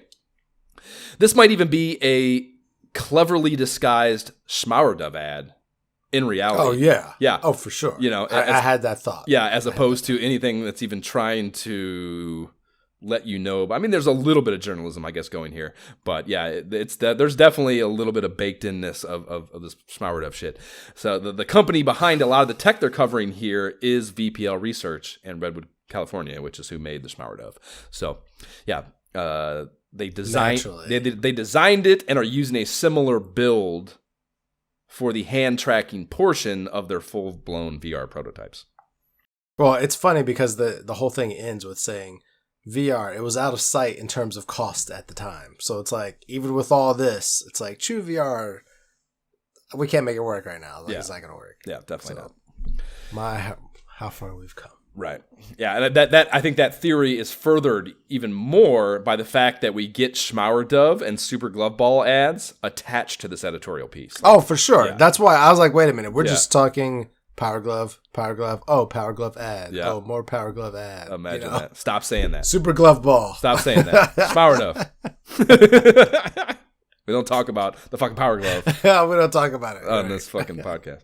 They also mentioned there's a game parlor in Chicago in a 4,000 square foot space where players can do a 4-on-4 MechWarrior VR battle. And I mean, probably still cool for the time, just because like nothing like this. But it just had to be so painfully clunky though. Like, like the pictures, the few pictures they have of it in here, it looks pretty wild. It looks like a movie set from 2001: A Space Odyssey. You know, so like cool in space, but still old and clunky. And I guess that's modern me weighing in with that opinion. In 1990, maybe you don't feel that way, but you might just walk in like, wild. I'm 10. Yeah. Oh yeah. I mean, there's no. I mean, as a kid, there's just no way to not be blown away by that. But we're in a secret facility, Josh. Come on, right? Yeah. Get into it, man. Yeah. And that was me. I'm not. It didn't say it as a branded thing, so I'm not sure if it was, but there were those, I think they were called MechWarrior PC games at the time, so I'm wondering if it's that game but in VR, or if it's this prototype software they built. I'm not sure. So various bullshit we needn't discuss gets us to Pro Classics, where they're covering ISOH Game Up alum Batman on the NES from Sunsoft, and Slow-Mo is the assigned GamePro here, and they are giving this heater of an NES title all the credit it is due. He writes, Batman's definitely a winner. The cart's graphics are terrific, with great animated sequences between levels and a dark overall look that really captures the mood of the movie. The only reason you'll finish this cart in a few days is because you won't be able to stop playing. And I think that is right in line with what our verdicts were when we played it. The MSRP is $46.95, and they give it a fitting 88% on their power meter. A new two-banger after that for Solar Jetman from Rare and Trade West. It's the ad behind me right now, or the image behind me. It's a collage of actual sprite art from the game. It's got your ship and little man, enemies, items that you tow back to your mothership, etc., etc. Each one has little blurbs of copy written in the comedic tone. Everything else in the game is styled with, and it is just beautiful, I would say. Have I mentioned this game is one we will play at some point, Jay? Have I told you that? You may or may not have mentioned that. Did you play it the right way yet? Did you play it the right way? I didn't play it the right way. I just played it again. Like, what the hell is happening right now? Like, I'm dragging things. They're just dragging me down. I'm just dying, dragging things to the ground. What? So you did. What is my objective? You did do some towing. Here? You did some towing, so you're closer. I did some towing. Did you get anything back to the ship? I got nothing anywhere. The weight of the thing just pulled me down. Yeah, you have to. According to this, it was a force shield, and that weighed me down. And then something else I grabbed. Yeah. Well, the force field in particular is pretty heavy, especially for the beginning. Yeah, but yeah, that's what the whole thing is about. Like, you're working against the gravity, like that. It's I don't know. You gotta get going. I guess there is some startup costs because I mean the fun of, if you don't get the pay, like, any video game thing, dude. If you don't see it through. I didn't understand what I was doing or why. I was like, what? Like, which one of these things am I supposed to be grabbing, and what am I doing? All of them. Like, I was just kind of like, you're a salvager. You want to fucking everything. You want to take everything back. You want to salvage everything. But yeah, if you don't play it through to the payoff moment and get that feeling of accomplishment, you're of course not going to relish the activity. The difficult activity that you were doing. You gotta let me know what the gameplay loop is. I don't even understand what that is. You gotta get all the shit back. Shooting stuff. You gotta get all exactly. Yeah, the first thing is definitely get that force field so you can turn it on and not die when things shoot you. Is absolutely that's why it's the first thing you get in the game, because it is critical to enjoyment of the game loop. Otherwise, you die too easily, and you gotta keep going back and getting a new ship. I don't know if it's even possible to take it anywhere. It just weighs me down. I don't even think I can. Well, you gotta get like a tactic for that is for sure to like you want to get going. But this is why having the shield again is also critical. You can't do this without the shield. But like a good pro tip is you keep your shield on, and then get on the opposite side of the direction you want to start towing something, and with the shield on, get like some inertia going, and then turn your shield off just as you're hitting like the limit of where you would latch on to tow. So when you start towing it, you're already going, and you have that inertia that gets you going faster. You don't have that moment of like trying to get going with the heavier thing towed behind you, So this is a lot of startup costs to figure out to be able to do things. I haven't argued it has that, but I will argue that it doesn't have a payoff on the back end of it, that it doesn't feel good to play once you get going. It's a good game. Promise you it's a good game. It's rare. When does rare go wrong? Don't tell me Captain Skyhawk. Overseas Prospects is next. And the New Zealand story for the Mega Drive from Taito is the game here. And they describe this as an awesome avian adventure that you may have seen in your local arcade. If you have, you know that the gameplay is top-notch. In fact, among carts for American video game systems, the style of play compares favorably with Super Mario Bros., Psycho Fox, and Bonk's Adventure. So much like the Solstice ad, talking pretty fucking big here, I would say. And I did score the Japanese version of this to give it a spin.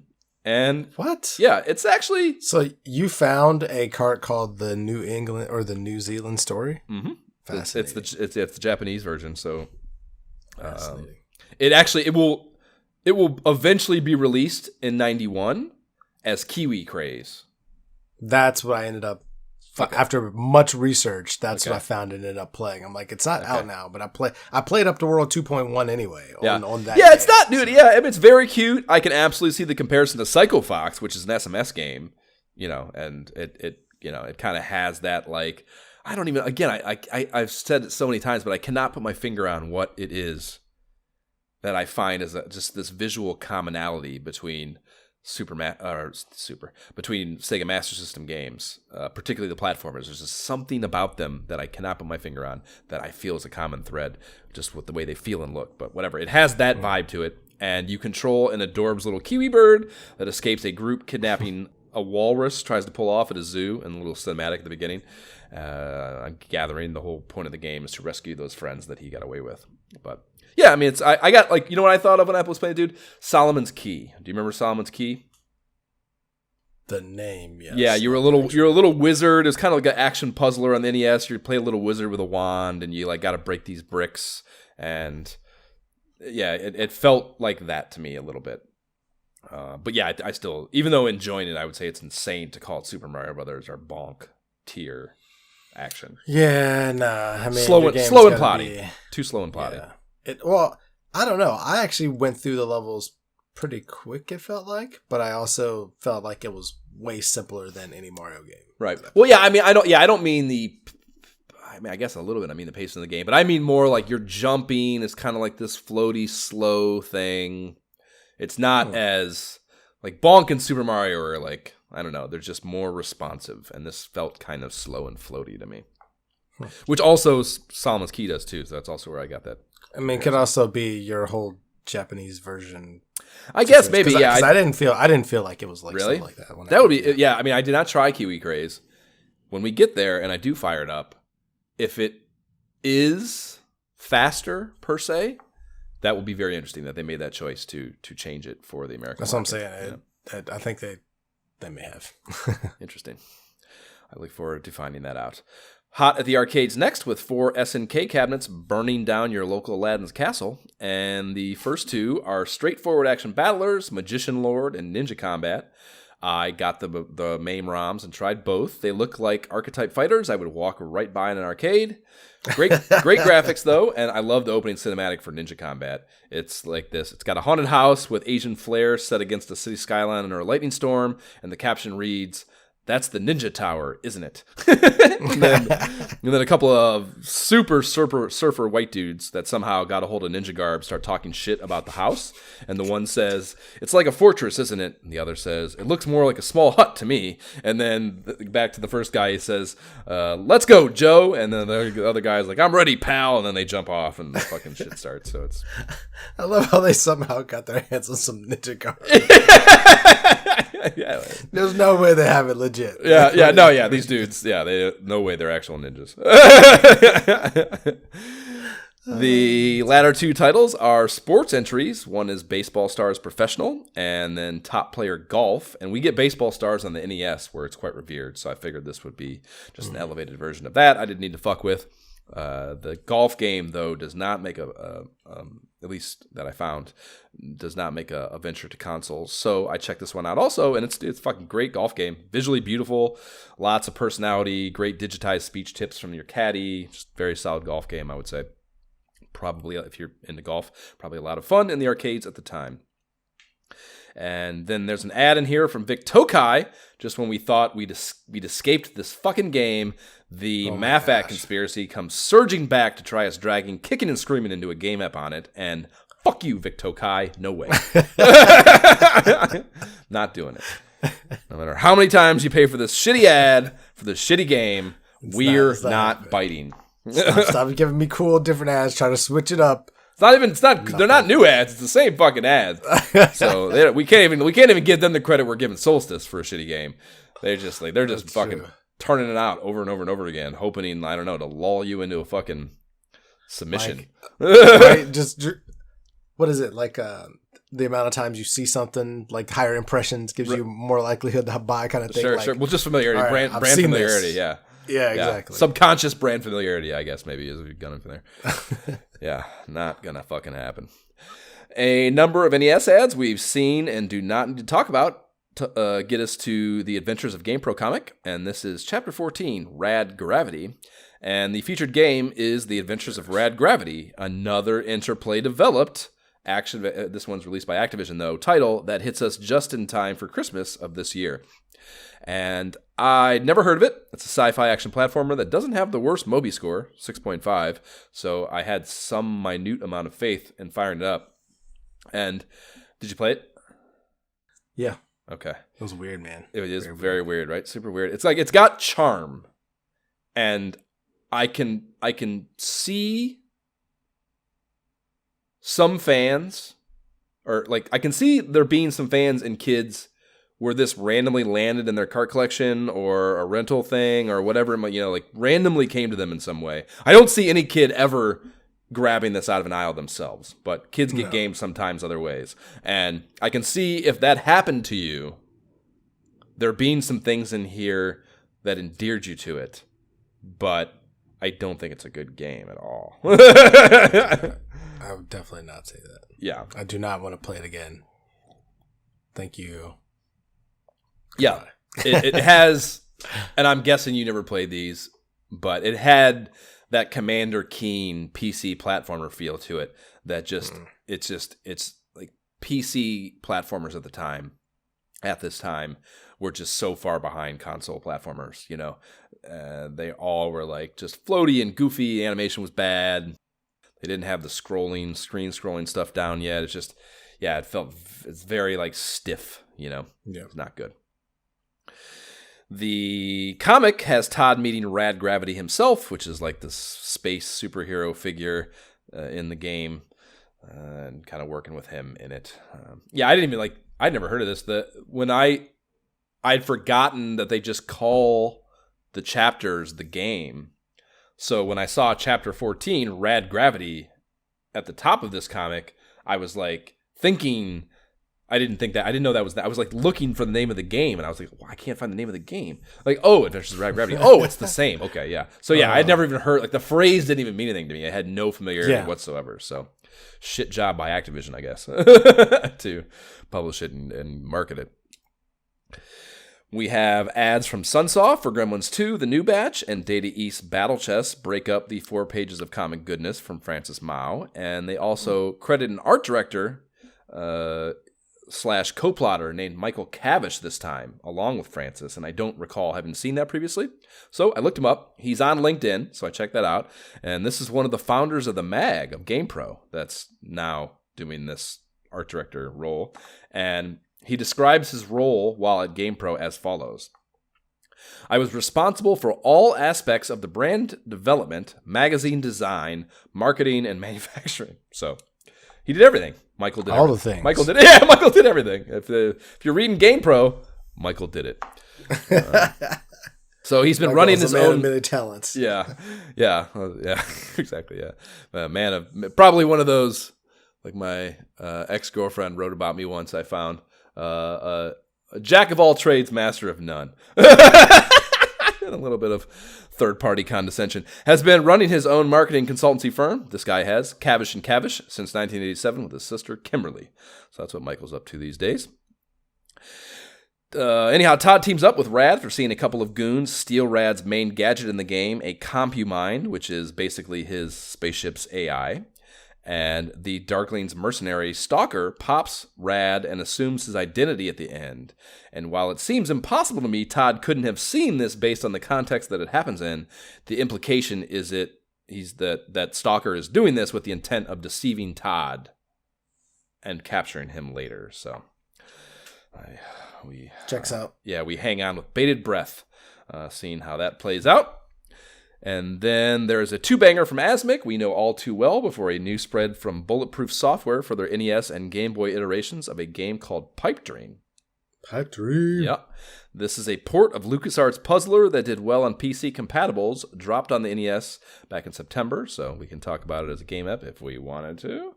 But what it actually is, in my opinion, is a digitization of a really old-school board card game called Waterworks. Do you remember this?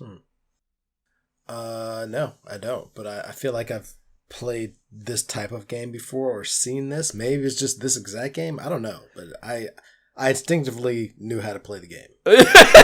I bet if you Google Waterworks, the board game, I bet you'll remember this. I think it was Parker Brothers, I want to say. And it is 100% something that I recall various elementary school classroom board game caches having, like is in every one of them, you know. It's probably super cheap. It's just some card games. You can probably get it rolling super fast. Rather basic. But yeah, it's just cards with different types of pipes on them, and you're trying to, you know, like straight elbows, tees, etc., and you're trying to make a safe route for water to flow through.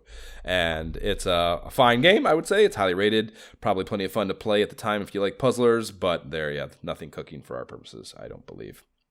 I don't think you could do a game app on this under any circumstance. That's what I was saying. It's a blast to play. Like I feel like I've played a couple times now in between. We just haven't had a time to talk about it yet. But yeah, it's a lot of fun to play. But I don't know how. I couldn't exactly. I didn't exactly get it. You were able to really? Immediately figure it out and get. Yeah, I feel like I played it a couple weeks ago, like thinking it showed up in another episode or something, and so I played it. And I was first like, wait, how does this work? And then like it took me a second when the water spilled over. I was like, oh, I get it now. And so then after that, I was able to. Yeah, I wasn't able to figure out how to like turn them or anything, I think. I don't think you can turn them. So I would end up just like putting them random places. And you just put them out of the way. To try to like. Well, I would be like, all right, well, and I hope I can use this one in a couple moves from now. Oh, yeah, kind of a few moves ahead. That makes sense. Okay, yeah. Okay. Yeah, I wasn't able to get successfully engage it, but I, of course, didn't try for that long. I'm not an idiot or anything, Jay. Shut up.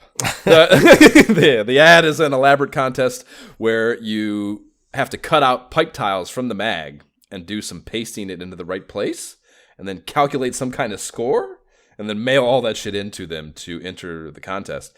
And the attention expectations of kids in 1990 were so different, basically. Like, there's just no way to me that you can get a kid in modern days to do this shit. But I don't know. I think my daughter, like, if you gave her a prize that she wants, she might be like, yeah, let me do that right now. Let me go get my glue stick. I'll be right back. Yeah. Yeah, the grand prize is a trip to Seattle to tour Nintendo HQ and visit the Space Needle.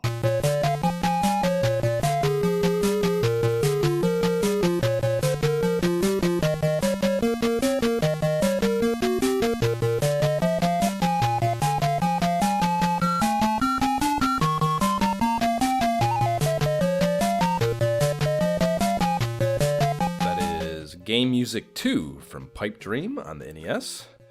And we are now talking Hollywood Video Hits. This is a 10-page special feature on games licensed from big screen movie properties. And those are always so rad. Oh, joy. Artwork is cool, at least, I guess. At minimum, watercolor illustrations of all these game characters we'll get into here. They start with Gremlins 2, and so did I. And maybe I've never played this game, Jay. Like I told you, I remembered it with some level of affinity and like that it was revered, but it all looked completely unfamiliar to me playing it. Really short but great opening cinematic of Gizmo being let out of a cage, stellar music right from the rip, exactly what you'd expect from Sunsoft in those departments, and then the gameplay was good, I would say. It is, like we said, top-down platforming, like fucking Dino Ricky, but way better feel. And the platforming hitbox in particular felt considerably more forgiving, but not in a hand-holdy way. You know what I mean? Like it felt good, but not, too easy, I guess. And it was definite Fester's Quest vibes for me. Yeah, well, I mean, Sunsoft. Yeah, you're gonna feel that for sure. Yeah, I agree that. But the top-down feel is certainly. If you'd have had platforming in Fester's Quest, yes. Jumping makes it such a different feel. But yeah, the movement, the attack mechanics, your cute little tomato projectiles you start with all felt really good. There's some kind of economy you can engage with the old shopkeep in the movies. You find these one-time doors in the stages where you can go into his shop and buy shit. And yeah, pretty good. I'd discuss game epping this for sure, I would say. Agreed. Yeah. MSRP is $47.95 on that bad boy, and then almost $50. Almost. Well, that's like I said, we get a little higher for NES, but yeah, that's definitely getting up there. The LJN's Back to the Future Parts 2 and 3, when maybe the worst. I don't know. There's something about that just makes my skin crawl. It's just so bad that both parts, just like I don't know. It's terrible. Movie's good. This game, no. No. So you got that and Mindscape's Days of Thunder, and these are shitty NES games we've discussed already. They distract us from something new coming up. And it's the MSRPs for both these sorry, not for both. MSRPs for Back to the Future are $44.95. Too much, but not ridiculous. And then Mindscape MSRP for Days of Thunder is a totally delusional $54.95, and that is just unbelievable, sir. Yeah, absolutely fucking insane that they think they can charge that for that video game. The new thing that they were in the way of is Dick Tracy, but not the interesting but blah NES iteration. This is the Sega of America developed and published version that is packing some heat with 16 bits. And it hit at some mystery time in 1990, so obviously fair game by December-ish that we're getting, that this mag is hitting at. So it's, again, no MSRP because it's fucking Sega. But this is a side-scrolling action shooter brawler hybrid, so a very different deal than the NES version, which was kind of... I mean, it did have side-scrolling action beat-em-up things, but you also had that top-down driving around shit and a lot more of this like find clues kind of Metroidvania-y stuff that was I liked the systems of, but the gameplay in was so bad. But yeah, I did fire this up. The way you're looking at your screen suggests you did not. No, I just realized I played the NES version. It was right there. Yeah, no, this is the just no. Like, it didn't... I realized looking at the artwork, I'm like, this is definitely not the one I played. Like, definitely not the one I played. Yeah, it looks infinitely better. It looks great. It has a lot of, like, good-looking setup sprite art shit that they go through before you get into the game. And the gameplay itself, like, it's got that, like, large kind of Altered Beast sprites thing going on. But the gameplay is kind of a bummer, man. Also very slow in plotting. It's still Dick Tracy. Like, there's nothing you're gonna. Yeah, no, the IP. I don't give a shit about the IP either. No, of course, we've had long diatribes about that. But if you got guns, and it actually gives you two guns, you have a Tommy gun and a pistol in this. So if the gameplay were good, I could get past the IP being something I don't care about. There are plenty of good Genesis games I'll play where the IP underlying does not mean something great to me. But yeah, this has, it's fucking interesting, dude. It has a very interesting 2-plane aspect to it that is not completely new. I believe Moonwalker had a somewhat similar idea. There was like when you go over that, remember the stage in Moonwalker where you're on the highway bridge or whatever, and you could jump up behind onto the highway basically, and then also on like this catwalk next to the highway. Like kind of that same idea, but they're further spaced out. Like the back plane is like at the buildings in the background. And you can't go back there. You can't leave the front plane, but there are enemies to shoot and engage with in the back plane. And the way they do this, like you get on the front, the forward plane, you get enemies from the screen edges that you shoot with your pistol, the A button. So one button does that, as well as enemies that come out of the buildings and cars and stuff in the background that you shoot with your Tommy gun with the C button. So you have a different button for each gun, right? And can shoot them at any time. Okay. And the background shooting shit happens at a 45-degree angle to like give you this perspective thing between the two planes, you know? So it's a cool idea, but you don't have any horizontal control over the gunfire. You basically, wherever you're standing and whichever direction you're facing. So if you're facing forward and you hit the C button, he shoots the Tommy gun angle or Tommy gun bullets at a 45-degree angle to the right. And if you're facing back, like to the left of the screen, to the screen left, and you hit the C button, he shoots the bullets at a 45-degree angle to the left. So what this creates is you can only shoot in one specific place on the background wherever you're standing. And the way your sprite controls in kind of this, like I said, slow and plotty way, it's hard to get yourself to line up cleanly with what you want to be shooting in the background. And it did not feel... That's a big no. Yeah. That's a big no. Yeah, it did not feel fucking good, unfortunately, because I think it was a good idea. They just couldn't carry it out well, and that's a bit of a bummer. I couldn't even come close to being the first stage as a result, so I don't know. I wasn't able to engage them. But in the mag, it talks about their shooting range mini games after the stages, and those are usually pretty fun. It makes me think of RoboCop on the NES has these, and they're really cool. Just mini games again between the stages. RoboCop is cool though. Yeah, yeah, that's probably the best part of it. Maybe.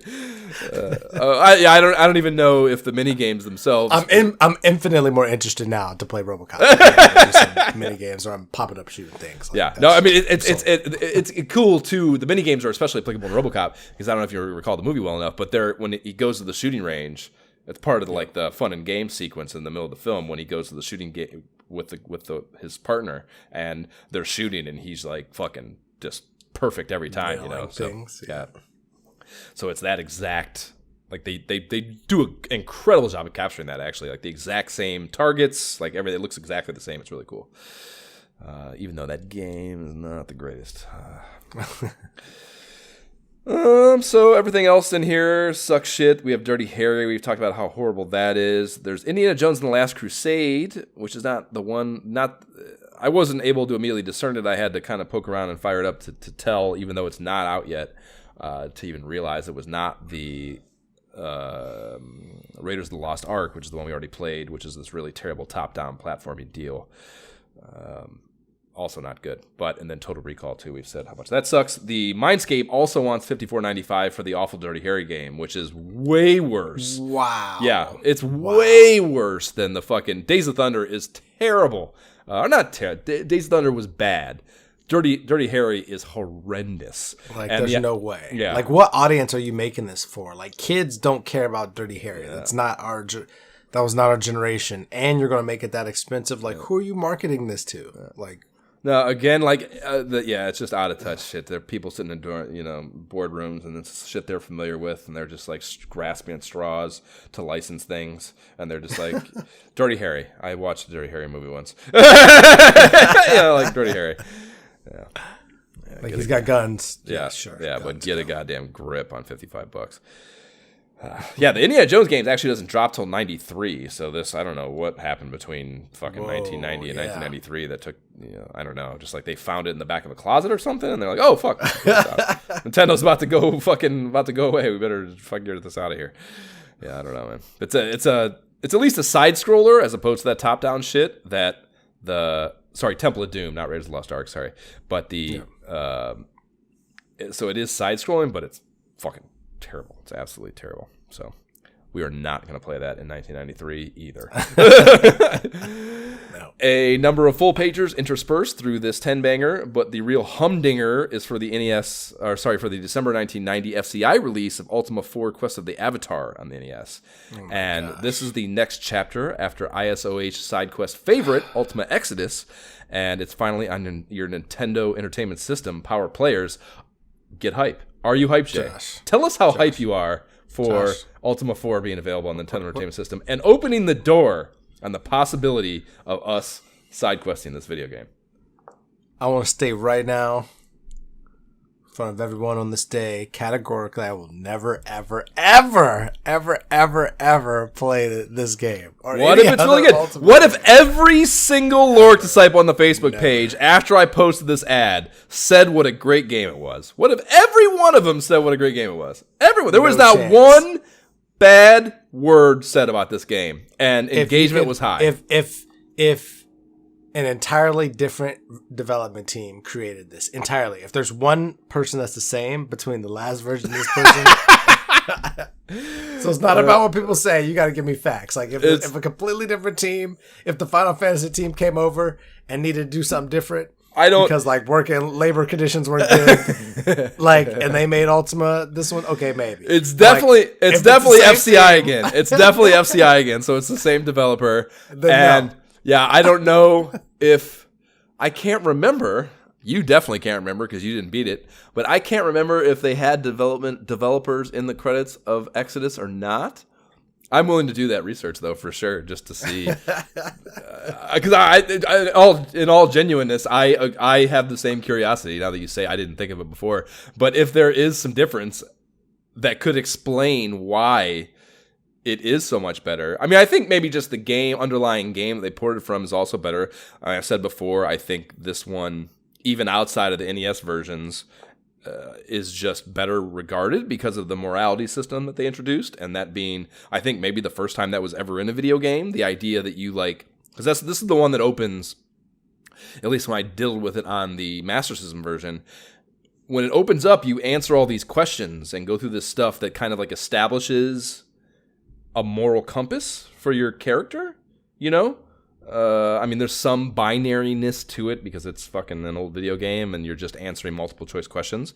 It's not probably as much of a gradient as you would really like for something like that, but for the time and where we're at with that kind of idea, it was pretty forward thinking, I think, and that might be part of it, that it's just this new system that no one's had never engaged, and it probably some kids really grabbed, but one new idea is great. But even a broken clock is right. So, I think that kind of sounds like Tommy Boy trying to fucking spit out the fucking head of a butcher's ass thing. I don't know if that's applicable. I mean, I'm much more interested at this point in spending RPG level time going deeper into the franchises that I have not played further in. Dragon Warrior, Final Fantasy. Well, we're not there. We don't have either one of those at our available fingertips yet. Well, I'm saying we're in both of those, so both of those are great, and I'm absolutely. Well, we're in Ultima also. It's already decided. No, we're not. We're not. We left Ultima. We decided that Fantasyland was not worth spending fantasy energy, and that energy should be directed elsewhere. That was the group decision. Yeah, the battle system's got to be better, right? It cannot be that boring and fucking repetitive. It's got to be the battle system. There's just got to be so much for it to be really well liked. It's got to be so different, I think. So I'm super curious to know about that developer thing. And define well liked by who? Two disciples. No, dude, the engagement was pretty high in that. There was at least. I believe you might have told me something similar about the. Because I posted that same. I posted that same Alec Baldwin GIF on every one of the with you tagged in it on every one of the positive comments. I know. And there was at least 4 or 5 of them for sure. So I don't remember how many specifically. But again, there was no... Just because the 5 people who were forcefully given this cart had no choice... That's what their game they had to play. Right, they're the best of the situation. It's like when I was stuck playing Atari and everybody else had moved on to Nintendo. Right. Sometimes you just got to make do with what what's you got. What's the psychological fucking theory called? The Stockholm syndrome. It just seared into them, and they just can't help but like parrot positive things about it whenever someone says the word Ultima because of the horrific traumatic experience they had. They like instinctively just like, Ultima's great. Like I spent so many hours and hours trying to figure out this damn game. Yeah, I love this headline in this ad. It reads, "Face the new challenge of Ultima. No previous experience necessary." And probably preferred, or you might have already killed yourself, is what I thought of when I saw that. There's a seal of quality-like graphic in the bottom right that reads, "Sequel to Ultima Exodus" in the center, as if that's some kind of association. What does that mean? Yeah, it's like some kind of association worth boasting about. It's funny. Funny as fuck to me. And then they say they tout over 100. They did this for the last one. I think we saw this for the last one. They're doing it again, now that I think about it. Over 100 hours of game time is also touted in that bullet point. And buddy, is that a lot of game time for... No. Like I said, I think they're just fucking making that up. I don't think that's any sort of factual basis. And there's been no fucking, field testing where on average gameplay through that game has taken more than 100 hours of actually enjoyable gameplay experience. There's just no way. But it's a funny thing to put in an ad in 1990, I think, because it's so far beyond what the expectation of a gameplay. Oh my gosh, man. Why? Playthrough would take. What are you doing? So yeah, man, all that chiding behind us, this one is supposed to be far better, and they say it right here. There's an 84-page hint book that came with the game that we could use as supporting literature of antiquity if we side quested this. So what do you say, Jay? We drop everything pod really immediately. We stop right. We don't even do the next game episode. We just put the whole podcast on hiatus until we play through Ultima, whatever it's called, 4.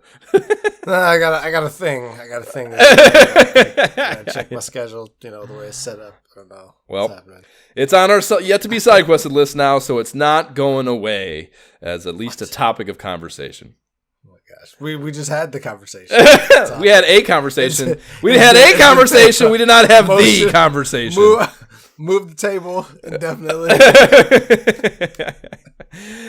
A couple new Hudson Soft full pagers close this section out. One for a 91 release called Princess Tomato in the Salad Kingdom, and the other one that dropped this month called Jackie Chan's Action Kung Fu. And this is a little interesting because Jackie Chan wasn't a thing in the U.S. yet. That's a household name now, of course, but that didn't happen until the Rush Hour, the first one of those, hit in the States in 98.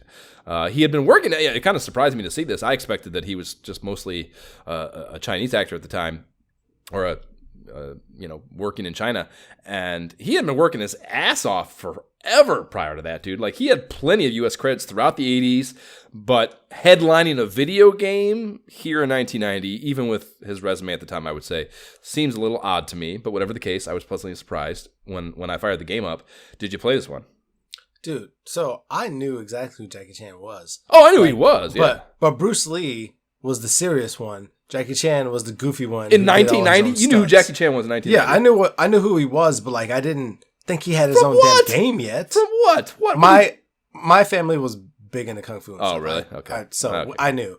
But like in Kung Fu movies and kind of all that, even the Japanese stuff and all the stuff that you had to use subtitles for. So I could do. My boy TC in high school loved Kung Fu. They would always want to smoke weed and watch Kung Fu flicks, and I'm like, I cannot. It's so bad. I can't even begin to enjoy this. The dubbing is so bad. Oh man. Anyway, but yeah, I outside of that specifically, I was still freaking shocked that he had his own game at that point. Because yeah, to your point, I feel like his American true fame didn't come until later. Yep. So I was very surprised. But the game was actually fun, man. Dude, I was kind of blown away. In this game, like very cute, but like also easy to play, Yep. Yeah, it's got... And there's power-ups. Like, what is happening? Yeah, just like I was talking about Well, I have my finger on this one. I think about understanding what I'm trying to communicate with this than the Master System point I was making a little bit ago. But it occurred to me because it does absolutely have the Adventure Island feel. Like the NES version or the NES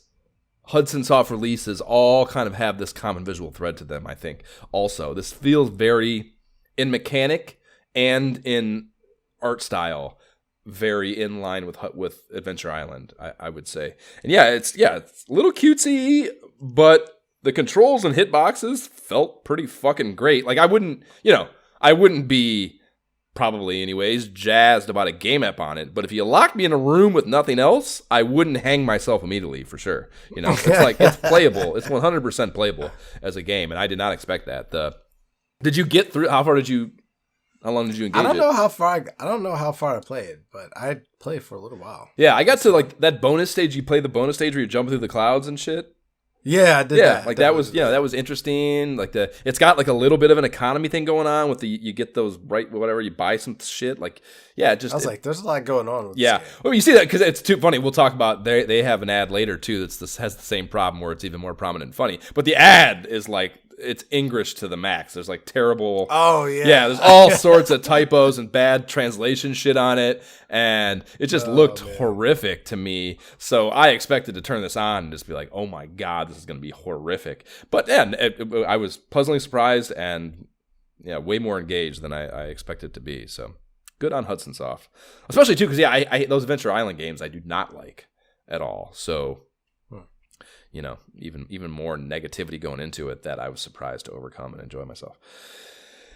A high-octane 2-banger for TV Sports Football and the TurboGrafx gets us to our first pro view, 4 pages on Capcom's Mega Man 3.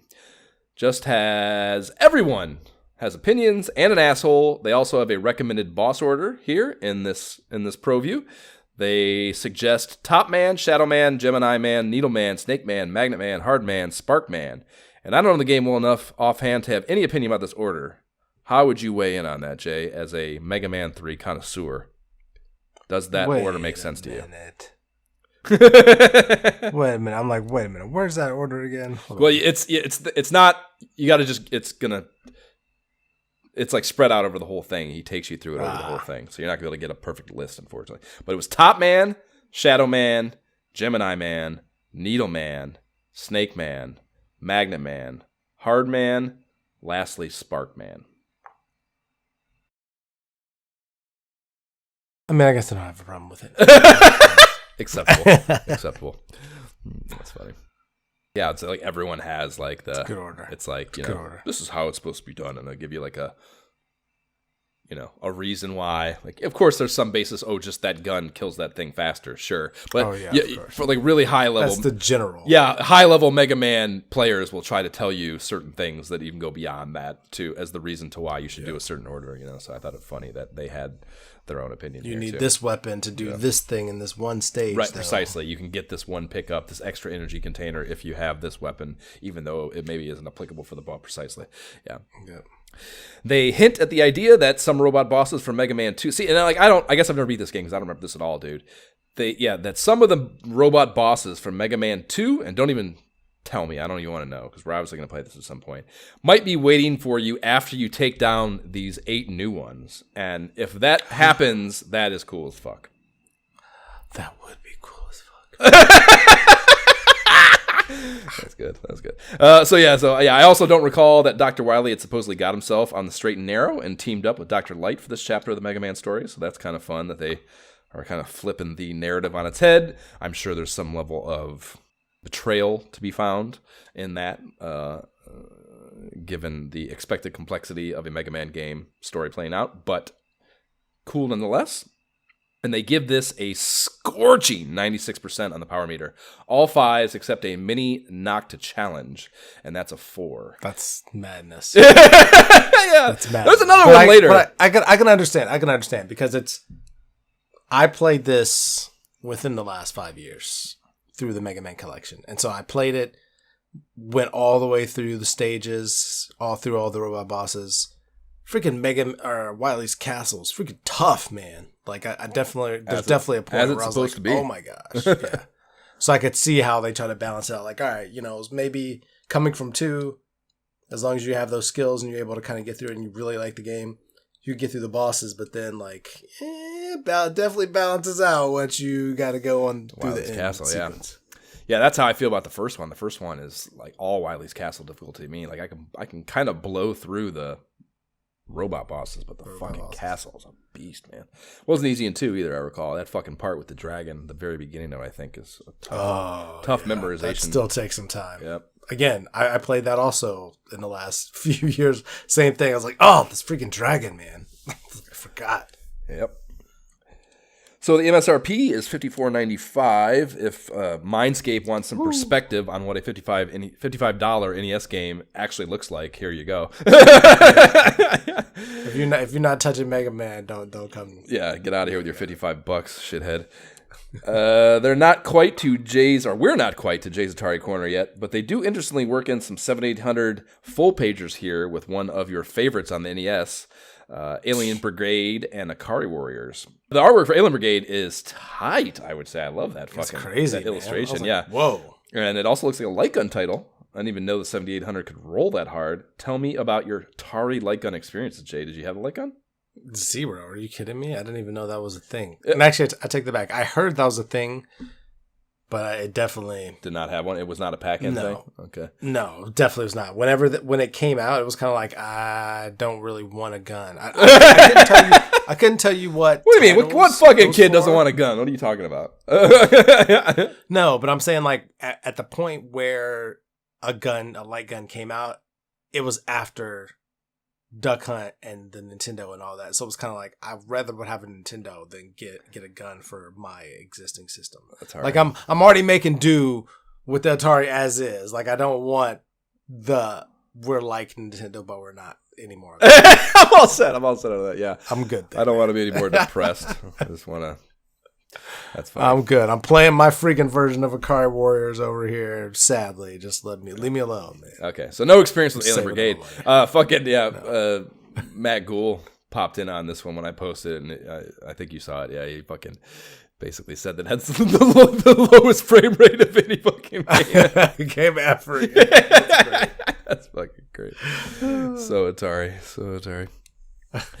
Natsumi's Shadow of the Ninja gets 2 pages next. And fun Cracker Jack fact, early in the copy here, this was Natsumi's very first NES card. I don't remember having seen that before.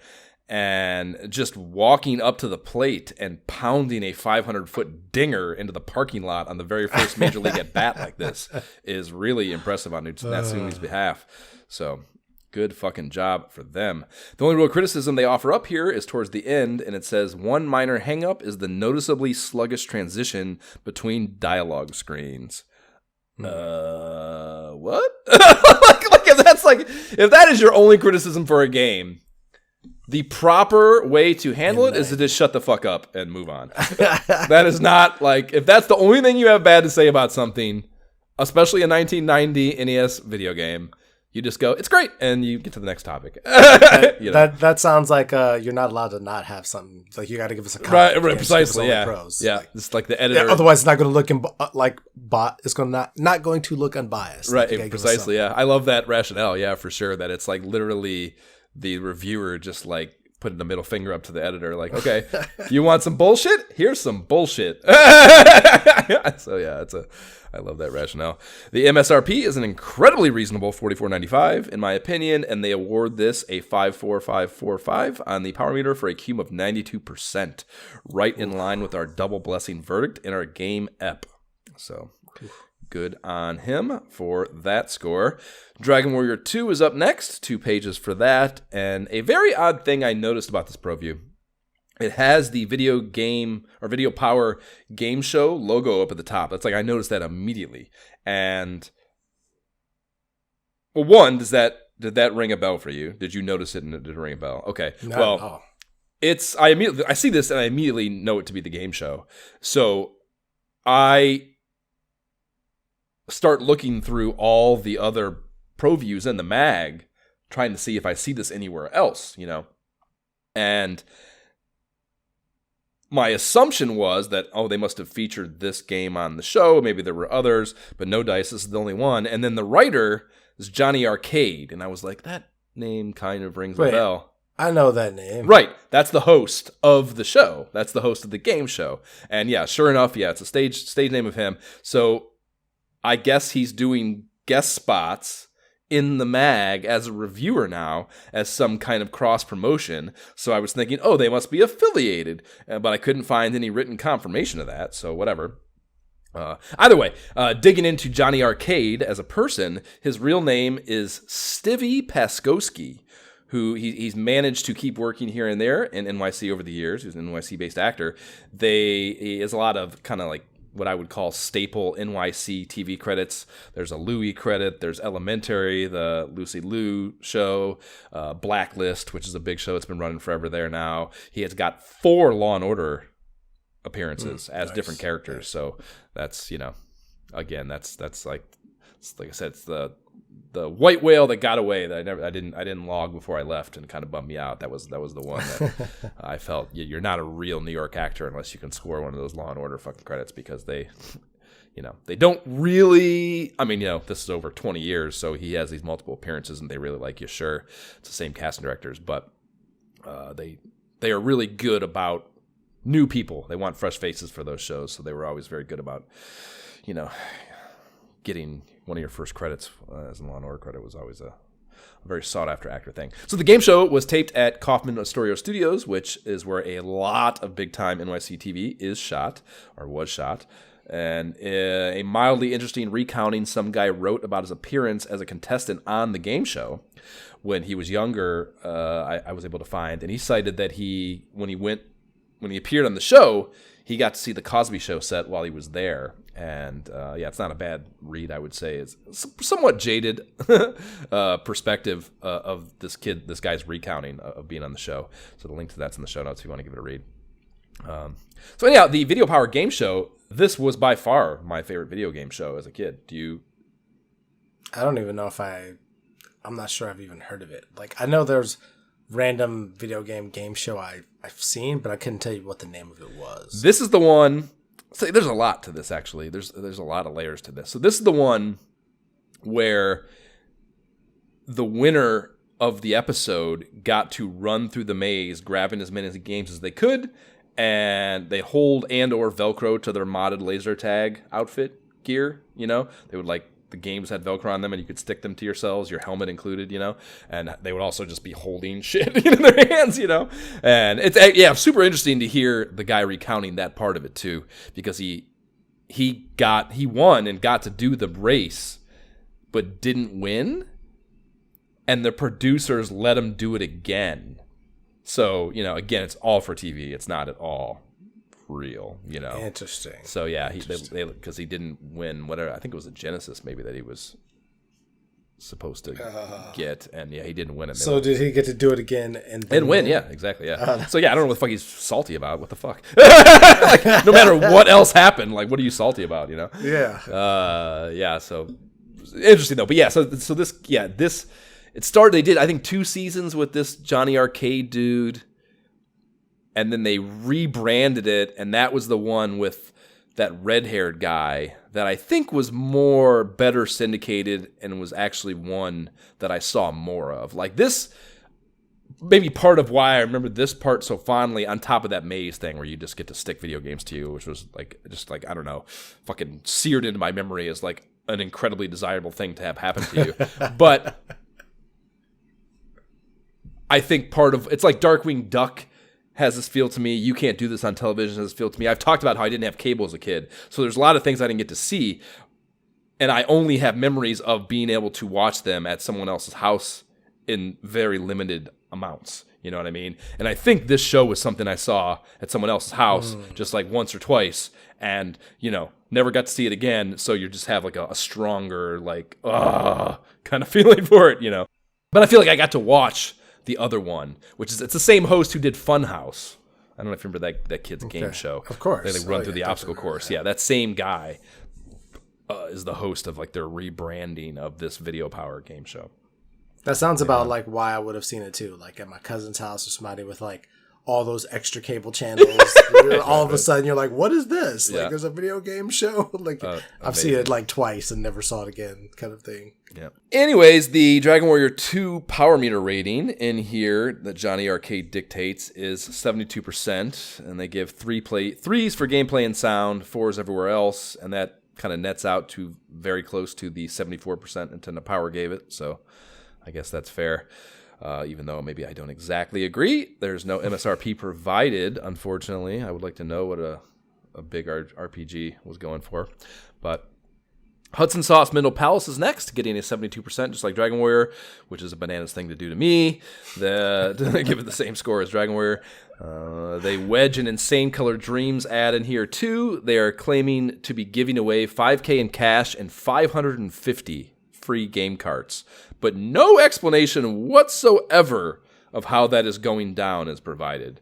And I find that to be very suspect coming from a company that does nothing but put out total dog shit video games, So right, free game carts is probably like, hey, choose between 300 available Atari games, 100 available Commodore games. Yeah, I think they're only doing games. I think they're only doing 25 Nintendo games. I think they're only doing unlicensed Nintendo games. They're definitely only giving away their games, of course. And yeah, I think they were only doing NES ones, as far as I know or can recall. Are you sure? Yeah. I think they're. It says for play on Nintendo, Sega, Genesis, really? Atari. Okay, Lynx. then I stand corrected. I didn't notice that. So yeah, that's crazy. Because I didn't know they made. Oh my god, that depresses the fuck out of me, Jay. I kind of thought we would be like, as we got away from Nintendo, which isn't happening for a while still. But I kind of at least thought that this company would go away when we got to the 16-bit era. The idea that we'd have to fucking deal with them even longer depresses me. I guess we're not going to play into their games either way. Who cares? The next is Sunsoft's Journey to Silius, and this is a $44.95 MSRP and a 68% power meter score. One little quote here is, Journey to Silius features great graphics and a dynamite soundtrack. However, in terms of substance, the game doesn't quite live up to the way it looks. And that is from Andromedia is the reviewer name, and I think he's nailing it there. I think that's exactly how I felt about that game. That it's like interesting and cool, and like it's Sunsoft, so it it looks and sounds great, but the gameplay just kind of meh, Yeah, it's not up to standard. Yep. Solar Jetman is back after that. It is $49.95 MSRP and a 76% on the old power meter.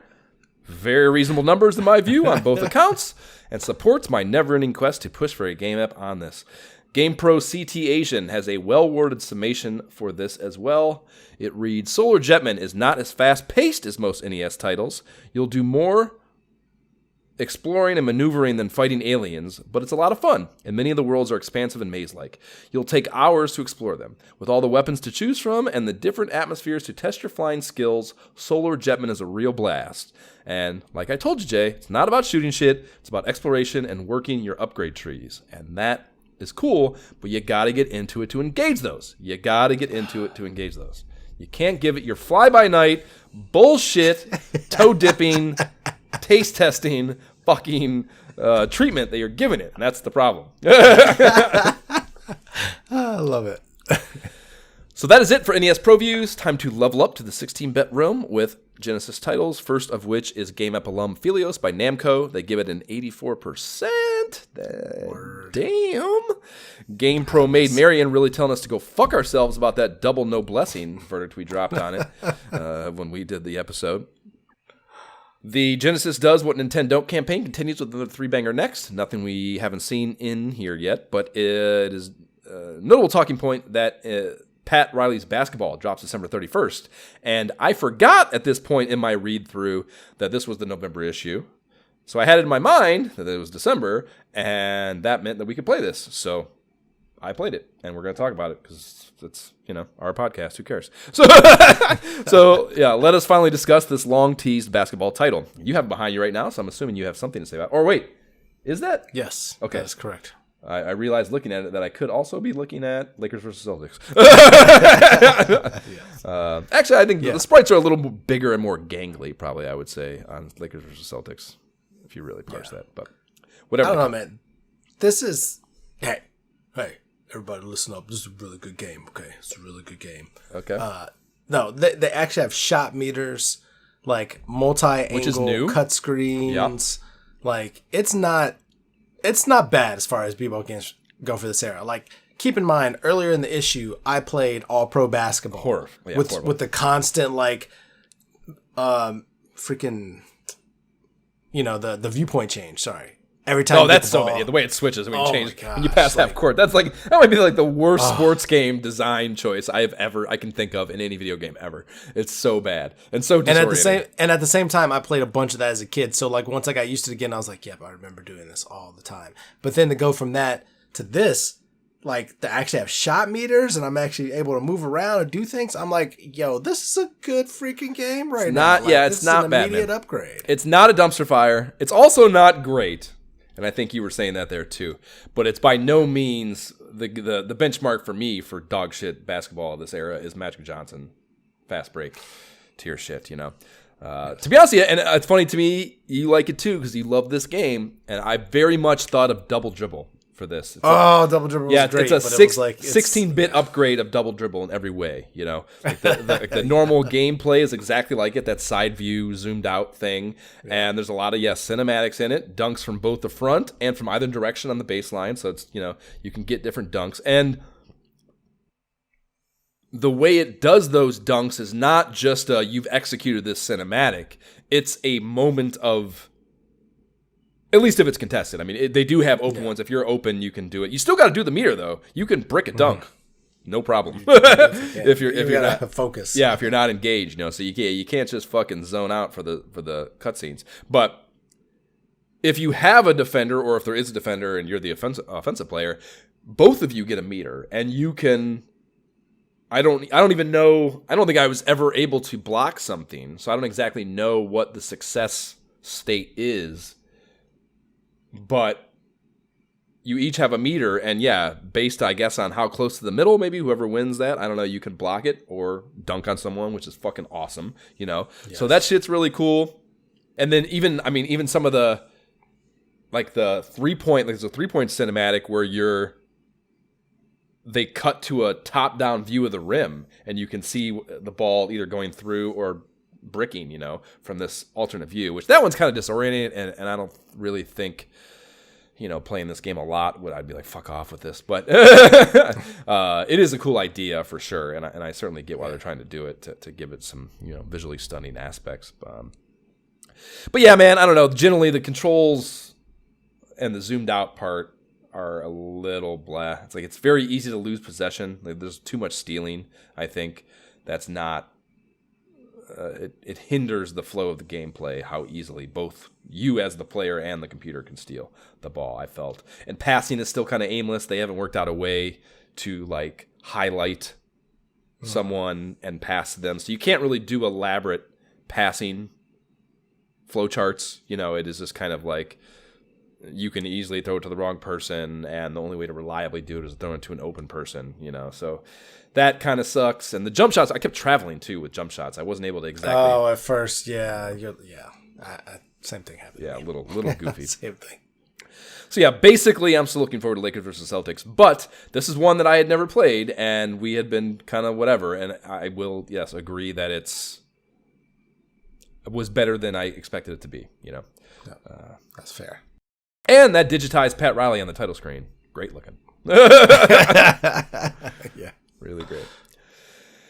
The Genesis has the full library page again at the back of it, so there's a ton of titles in there, or a ton of titles in there, rather, that we haven't played yet, but might want to. Castle of Illusion, anyone? Bueller, Castle of Illusion's on there. We get to new GamePro ad next, or a new GamePro ad next, and they're advertising some new branded tip books here. The two shown are Hot Tips Sports Games and Hot Tips Adventure Games. And the covers specify each has titles for Nintendo Genesis TurboGrafx, all three of them. And I kind of thought, I was like, I don't know, I'm kind of torn whether that was a good idea or not. Like, it's in line with the brand of the magazine, which is multi-platform, which makes sense. But I also feel like a dedicated book, like, most kids aren't going to have more than one, So you're either getting a bunch of shit that you're not going to be able to use,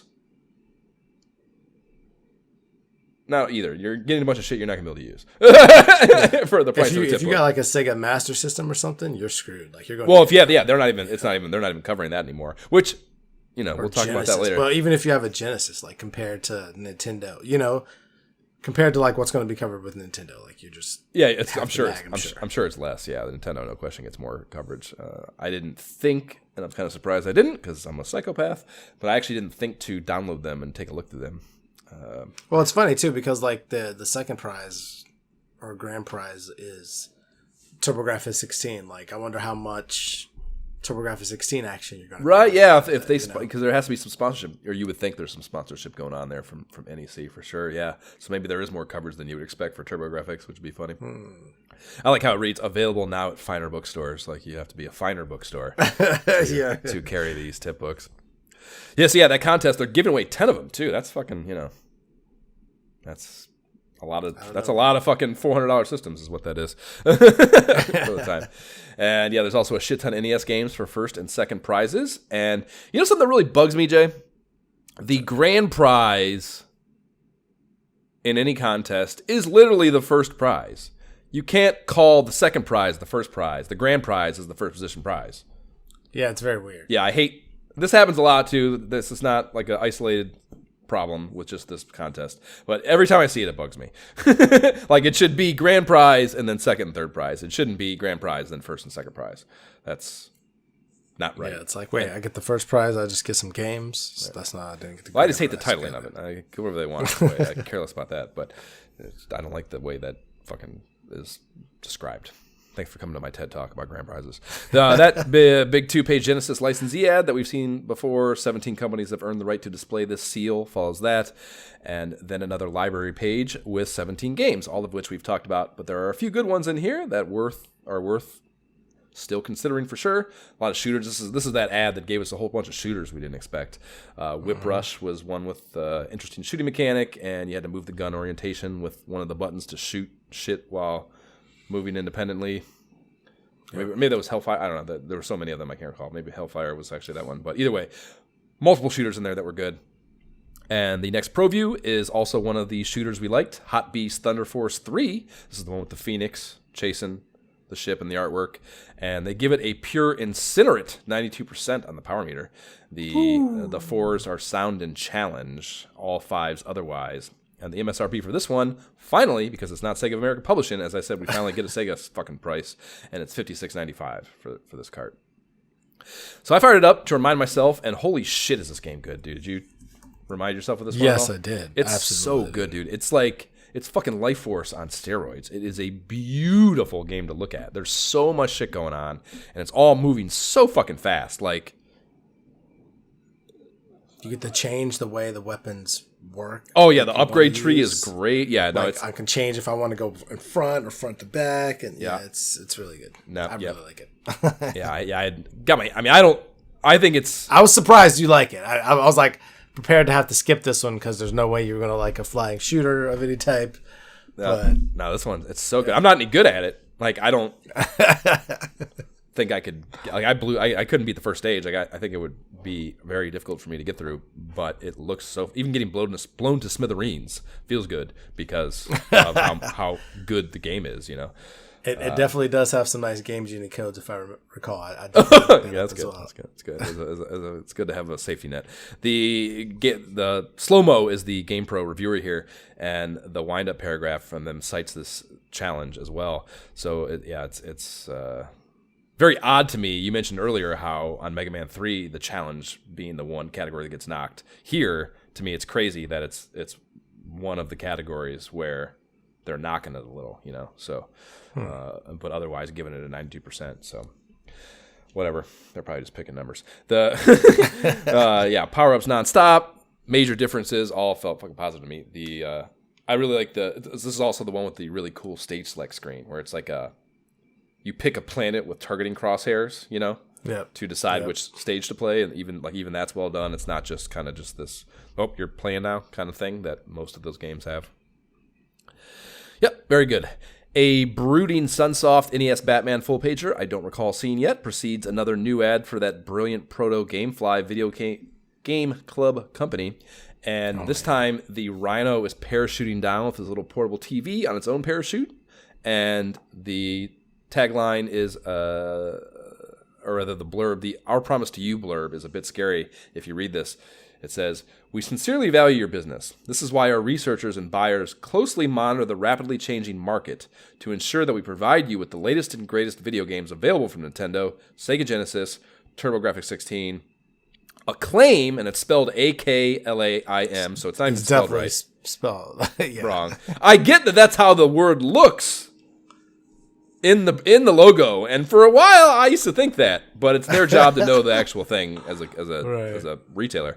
But they cite Acclaim, Bandai, Color Dreams, and others. So they're calling Color Dreams games the latest and greatest and suggesting that they have those games in their library.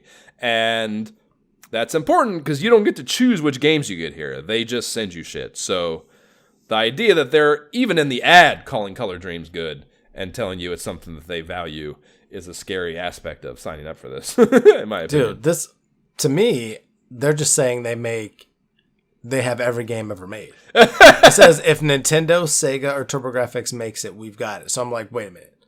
Can we get a fact check? So any of those games that exists, I should be able to call you up and be like, yo, this game, do you have that game? They don't, well, if you want to buy it from them, you probably can. But you don't get to, at no point does it decide or tell you that you get to choose what, it just shows up in your mailbox, you know? You don't get to choose the game. Oh my gosh. At least as they describe it here. It would be awesome, yeah, if you fucking, like, got a form at the beginning of the, like, when your new game came, you got a form to choose for next month. That would be dope, but they've never once said that's the case. So my assumption is they just send out whatever they have in stock, you know? Like I said, to me, this is almost certainly a mom-and-pop video store that thought of a really good idea for getting rid of back that's terrible shit that they have that they can't move at retail level, you know? So, cool idea either way, but kind of shady. Wow. I tried the 3 T16 titles that they have pro views for here, Ninja Spirit, Psychosis, and Legendary Axe 2. They give these bad boys kind of insane scores, 92% for Ninja Spirit and Psychosis. First one is a ninja options action platformer, and to be honest, it was kind of very Shadow of the Ninja-y, I would say. And then Psychosis was a cool but plain Janey looking flying shmup. And then Legendary Axe 2 gets 82%. And they were all right, but the scores are a little bananas to me. I don't think any of them were. Definitely not 92s. 82 even is probably a little high for me for Legendary Axe, but they all look pretty good because they're fucking TurboGrafx. Of course. Yeah. We get a couple of Game Boy puzzlers next, and then it's time for the segment we've all been waiting for, Jay's Atari Corner. And your face says it all. Bro, how sad did this make you that this is Jay's Atari Corner? They've completely given the 7800 the cold shoulder. There are 0 7800 Pro views to be found herein in the mag. And they do have a Lynx Pro view for a port of arcade hit and alien shooter Xenophobe, but that can't possibly strum your Atari strings in the same way, Jay. Are you kidding me? No. It was done. This was the lowest point where it was kind of just like, well, it's done. I guess it's over. If you don't have a Lynx, like Atari is just done. You know, yeah. I'm out of the ecosystem. There's nothing worthwhile coming out. That's what we're saying. That's a story. I'm just sticking to it. Yeah. Okay. So that's your expectation then, that they're done with Atari 100%. Shit. Yeah. 100%. Like at this point, like, and we'll see it in the Pro News report later. But like we're talking about Super Nintendo coming out, and I'm like, oh my gosh, you know what I mean? Like Nintendo, not only is Nintendo still coming out with the hot stuff, Super Nintendo Mario 4 is coming. Like I'm, you know, like it's at this point, like I gotta get that Nintendo. Gotta get out of here, yeah. Yeah. Like I'm getting it for my birthday, right? Right? Yes. Okay, good. Yep. Okay, yeah, I thought that was hilarious. There's no SMS titles reviewed either in here, so times are a changing, you know. Oh yeah. Times are a changing. After these messages, we'll be right back. Beware, something exciting is coming to video games. Gremlins 2, the new batch, the video game from Sunsoft. Help Gizmo battle the menacing gremlins. But it won't be easy. Because this game has awesome graphics that seem to come alive on the screen. Gremlins 2, the new batch from Sunsoft. Don't say we didn't warn you. That is a 1990 U.S. market commercial for Gremlins 2, obviously. I love that Gremlins music. I sing that shit when Miyagi is really whiling out.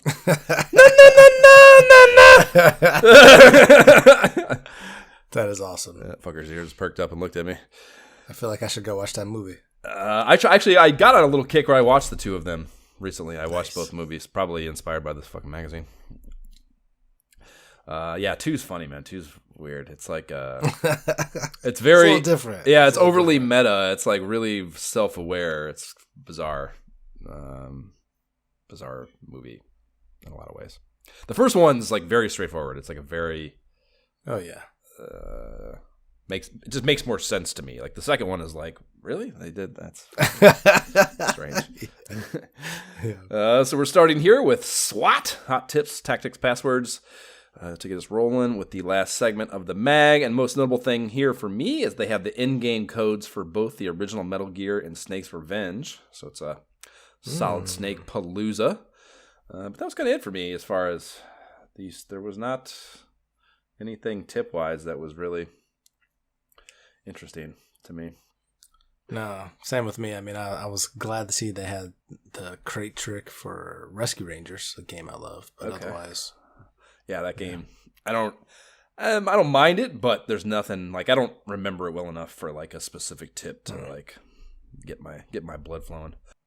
New ads for old games interspersed through that. We have Hellfire on Genesis and Super Off-Road and Dragon Spirit for the NES. And that off-road ad with the 4 kids in racing suits is fun, I thought.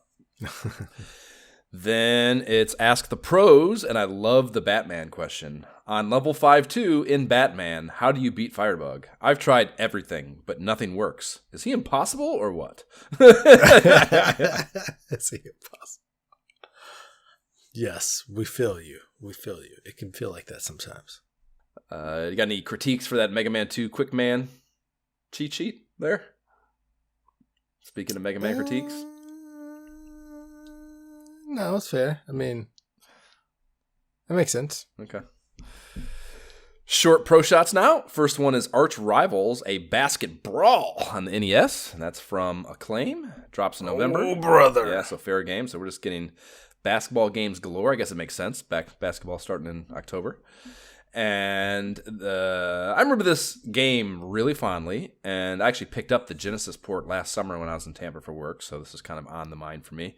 And yeah, I find that I really love these kinds of less serious takes on major sports when done well, especially back then, because of course, you know, the games already weren't perfect one-to-one representations of the sport. So taking those shortcomings and just turning them into fun arcadey things was the way to go. That was the way to go. Yeah.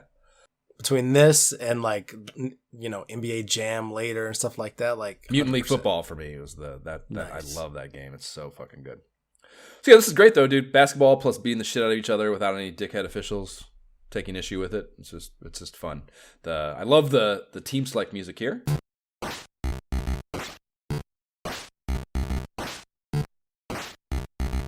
Picking individual players with minimalistic personalities is also fun, in my opinion. I'm hard on Mohawk for this game. I always take Mohawk.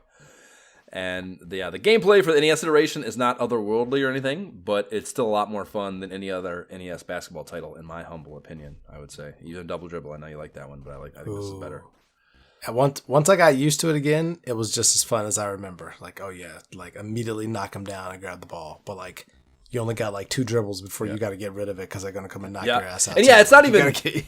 like, that sounds simplistic, but the way it works, you know, you got to get that arm back so you're running with it the whole time. And like you know, the change of direction is a little... It's balanced right where you can't just do that constantly. You can't, you're trying to because it's fun, and that's the good way to play defense. You're not just spin moving back and forth to get away from, Right, yeah. So, yeah, it feels good, even though it is like, this highly destructive form of defense, that could, honestly, what it could turn into is what I was describing with Pat Riley. Like, there's too much stealing. It's too much back and forth. It doesn't feel the way basketball is supposed to feel. Yes, basketball is a fast-paced back-and-forth game, but it's not as hard to retain possession as that game suggests, And this one is probably also less easy to retain possession than basketball should be, but you have that arcade justification for it, Yeah. So it makes sense in this context. Pretty good. Genesis one is, of course, better, but this is pretty good. EA has the NES port of The Immortal dropping this month as well, and this game is wild for the times, dude. It's a really graphic, violence-laden, isometric dungeon crawler. I bet you loved it, didn't it? I bet you loved it. I mean, honestly, I love the idea of it. The NES iteration can't hold a candle to the Genesis version that I'm sure I saw this, because this gets, I think, in the next issue of Nintendo Power. If we haven't seen it already, I can't recall. But there was a feature on this in NES Nintendo Power. So I knew of the NES version probably before I got hip to the Immortal on the Genesis, which is, like I said, is a vastly superior. And I don't think I ever got a chance to play the one on NES either. So again, for that reason, I don't have anything for it. But my buddy David Camargo got the Immortal for Genesis, and I remember first, this is like before I had the Genesis, and this is when I was like, him getting it first was like 100% what led me into wanting a Genesis and getting one eventually. So he had this game before I think he even had a Genesis. Okay. So yeah, seeing again, if did you diddle with it? Did you play it? Yeah, the one for Nintendo. And so you saw how graphic it is, right? Yeah. Like you're cleaving fucking enemies in half and shit. Like on Genesis, that of course looks way better, and holy shit. Like, it just blew my mind, and graphically, I guess, at the time. So, yeah, that's why I knew you loved it. I was like, Josh loved this game. Yeah, for sure. It's honestly, I will admit, even the Genesis one, the gameplay is a little the grid you play on doesn't feel the greatest, And the battle stuff is tough too. It's like with more time, I've never really... I mean, I've tried to play this game because of, this affinity for it. So it's not that I have not given it any effort, but I think it's a little bit of an uphill battle probably to get good at the battle system. It's a little weird. You, cut to this, close-up one-on-one thing, and it is kind of real-timey, but you have these meters, and I don't know. It's this weird hybrid between hitting a button at the right time and just, I don't know. I don't even know how to describe it. The battles are a little weird and a little not fun, and the game is very punitive. You just fall in random pits and shit, and shit just pops out and kills you. It's very Sierra fucking point and clicky, and kind of how brutal it is with the death stuff. So I think it's probably a tough play from a modern perspective, but it is very, again, for the time, it was just so mind blowing graphically that I have this deeply rooted affinity for it. Speaking of shitty basketball games, GameTech has one dropping in March 91 that licenses the Harlem Globetrotters IP, and it's not out yet, so I didn't even try to play it, but oh my god, did the screenshots look bad for it. Right? What are we doing? Yeah, it looks so bad. GameTech, I've never even heard of you as a company. Yeah. I'm not. GameTech, they have some, I'm trying to think, they have some games that are not bad, I think, at this time. I feel like you know what they actually do? You know what I'm thinking of? GameTech does all those fucking game show, the Wheel of Fortune and Jeopardy ports. That's who I'm thinking of. Oh, really? Yeah, so I don't know if they have any good games, to be honest with you.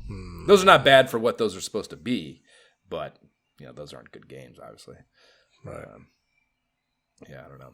It's funny too, because we were just talking about how Harlem Globetrotters as an IP has the potential to be that arcadey thing we were talking about. You don't have to take it as serious basketball, so you can maybe do some... Right. Of all the games, that should be Arch Rivals or something else. Right. should have been branded as Arch Rivals branded with a fucking Harlem Globetrotters tie-in would have been dope. Yeah, that's a cool idea. Man, yeah. Speaking of retro things we should do. It's probably again, licensing, though, even for both those titles, an Acclaim video game property and Harlem Globetrotters. Getting both those as an IP is probably not the cheapest thing. Lose a lot of points at the top. Yeah. Rest of the NES and Genesis titles either aren't out yet or have been out, and we've already dove deep on them. There is a full pager for a magazine I'd never heard of called On with an exclamation mark, and it's a video, audio, computer tech mag reviewing the latest stuff coming out in those categories. And who gives a shit about that? But it jarred a memory for me that was a cool memory.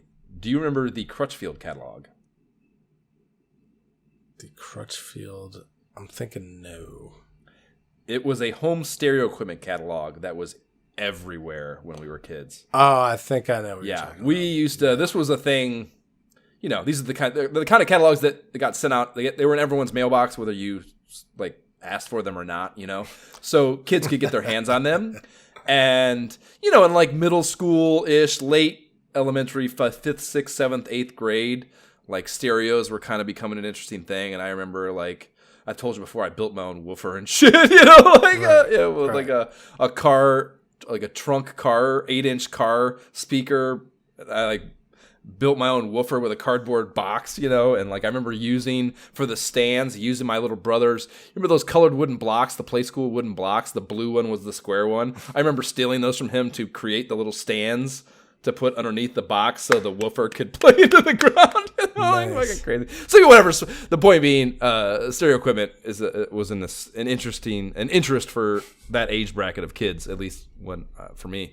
And I remember this was the kind of thing that a kid would bring to school, and everyone at the lunch table would be looking through it and talking about the cool ass receiver that they want to get, and 500 watt fucking whatever.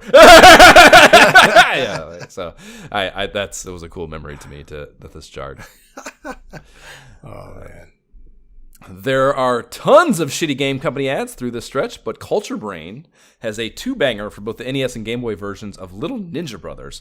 And actually, you know what? This is what I was thinking about earlier when I said the bad English stuff was this ad, not the Jackie Chan game. So I correct myself now thinking about it. But this is it's a 2-page ad for both the NES and Game Boy versions of this game, Little Ninja Brothers, and this seemed new to me. So I fired it up to see what their ninja options were like. And did you try this one, Jay? I absolutely did not try this game. Dude, this ninja options. Just immediately, you turn it on, the title screen gives you 2 options and 2 options only to choose from. One says RPG, and the other says Field Meeting. And I'd never been so piqued by a title screen, maybe ever, because what the fuck? Field Meeting? Yeah, what kind of options are those to choose from? What does that mean? Yeah, not game start, not sound test, not options, not continue, none of those things. Just RPG and Field Meeting. Okay. I thought this was an ad, and I just kind of skipped past this. I was like, this is a big ad. Yeah, it looks like some kind of. I agree. The ad just looks like bullshit. Like I said, the English is terrible on it. It looks like it must be horrible. So again, I apologize to, what was the company of the other one? Hudson Soft. I apologize to Hudson Soft for thinking that they would the ones putting out that terrible ad that I had in my mind. But so the RPG mode is a full-on RPG, dude. It's Final Fantasy Dragon Warrior style top-down overworld map. Random battles, castles and towns to go into with shops and NPCs and shit. The battles are real-time and top-down action, though, not turn-based. And dare I say, not horrible. I kind of enjoyed myself while doing it. And it looks like just the overall look, graphics, whatever, are a little below par for Final Fantasy and even Dragon Warrior, I would say. But it might be playable. This might not be a bad RPG mode. So the idea that there would be that. So you chose RPG, not Field Meeting. I got there. Get there, Jay. I'm a podcaster. I do things the right way. I don't do things half-assed. I try. I explore all fucking. I cover all territory here. So yeah, just the fact that exists on the cart, that RPG part, and that there's something else is insane. I think just insane. But yes, the Field Meeting mode is a really weird ass track and field like minigame thing. Yeah, it's very track and field. There was the one I did was you're sprinting against someone. There's a top and bottom player. Each of you get a half screen showing your track, and you got to run along and pick things up and like win a race. Yeah, I don't even, insane. Just fucking insane. I don't even know what to say. The idea, and like, I don't know what bearing winning those races could possibly have on the RPG portion of the game. So I don't think they're necessarily tied in some sort of development way. This just says get together for like it's a completely extra and completely independent feature. Okay, wild. Of the main gameplay. Crazy choice. Crazy game design. Wild cartridge. And like I said, the RPG mode did not look terrible. Like it might actually be kind of interesting. I don't know. It's probably not good enough to actually engage for side quest, which is where it would have to happen. But again, much like that other one we found from Capcom, just like I'm so into those games, the idea of just finding one that I didn't even know existed is crazy to me from this era. Pro News Report is the last major stop in this issue. We got the first report is about Super Famicom's US rollout and some software licensee announcements. Woo! Yes, the Summer 91 is the expected release date according to reliable sources, as they say. And the same reliable source says the name of the system in the US will be the SFX, so maybe not so reliable, this particular source. Because that's not what it was called at launch. The launch titles they mention are pretty accurate, though. They mentioned Mario, F-Zero, SimCity, and Zelda. And Zelda wasn't a launch cart, but it was well known to be in the works now and at the launch of the system. So I don't think that is too far off the mark to warrant some sort of criticism. Super Mario 4, are you kidding me? Let's go! For sure. There's a chart showing some third-party licensee plans, but it's a weird chart. Did you look at this? It lists like every company under the sun, roundabouts, but only about 20% of them have any title or release date data associated with them. The rest just have NA next to the company name. So like, why bother to put them there? I don't know. Yeah, you could have just give us. Maybe they didn't have that much to write. Like you could have just give us one table, right? Like, yeah, one column, not two precisely. columns. Yeah, we didn't need this layout at all. We didn't need to know that SOFIL is not applicable. Right. Yeah. And like I said, it's maybe that means they have a game there, but they don't know what it's called. I don't know, but it just says NA. Yeah, NA not applicable means they're not doing shit for it to me, So yeah, I don't know. It was weird. Yeah. The next blurb is about Nintendo changing their third-party policies, loosening the grip considerably, and allowing licensees to produce their own carts. And some copy from this. Nintendo's reasoning behind this dramatic shift in philosophy is that they don't feel the quality of the games will suffer if they're produced completely by the licensee. And that's not a reasoning for the belief. It's just a statement of the belief, which is the kind of thing you do/say when you're tired of someone bitching and you've run out of arguing power for some dumb policy you instituted in the first place. Is kind of how I read that, So, funny. Right. Give us some control, Nintendo. Good job. Right. Good job. After some dispelling of... Konami's putting out 10, motherfucker. Stop bullshitting us is what that... After some dispelling of rumors SNK is getting out of the NES game, we get some clarity on that Johnny Arcade appearance in the NES Pro Views. There is a partnership between the Video Power Game Show and GamePro, and the big manifestation of this partnership is there will indeed be a GamePro Game of the Week on the show and Game of the Month as well in the episodes, and they also confirmed Johnny will have a monthly review column here in the mag. So that's an ongoing thing. And then Sega CD is announced in Japan. The price is reportedly 40,000 yen, around $185, and they tout its read speed will blow the NEC CD units out of the water 4 to 8 times faster. This closes out with a little EA jazz, where Lakers vs. Celtics is called by far the best basketball game to date on any video game system. So, wow. All right. Big words. Yep, looking forward to it, as I said many times over now. Culture Brain has another two-banger a little later to announce a comic book called Flying Warriors, and we have made managements with GamePro to run a comic book series on Flying Warriors. And this is what I was saying was another ad from the company. So it's the same company that did the crazy RPG, and the bad ad for that did this one. And we have made a managements is hilarious. It's funny too. What does that even mean? Yeah, I can easily see that is just bad. Someone did a bad job Because what that is, if it read if it read we have made arrangements with GamePro, which arrangements and A managements is very close, you know. Oh. So yeah, so you can actually, it's someone doing a bad job of typography transfer, you know. Oh my gosh. It's just some bad handwriting reading or something, not actual bad English, but either way, it looks pretty Bush League.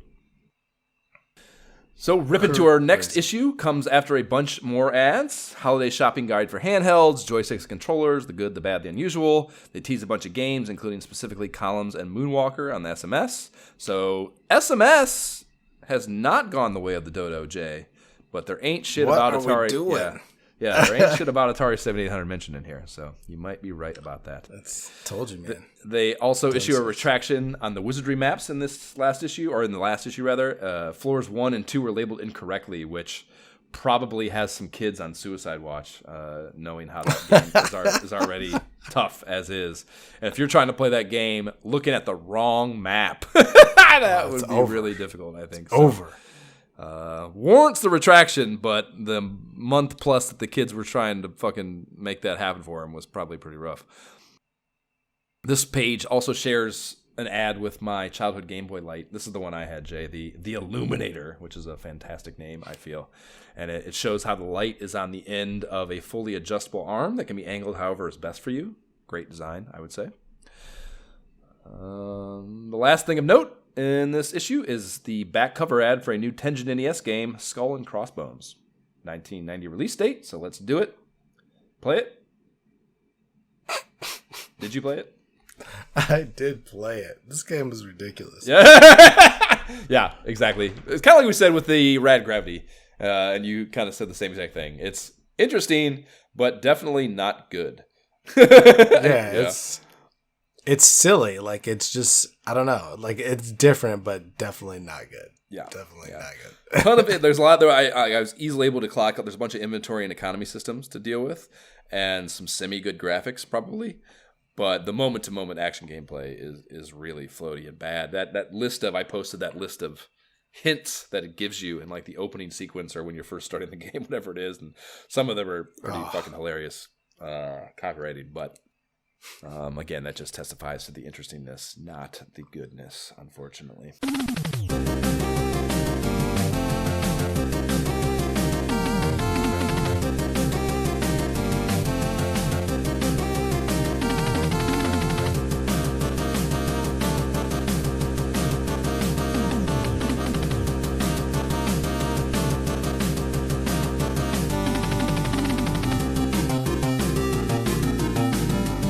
That is the title theme from The Journey to Silius, bringing us into the nominations.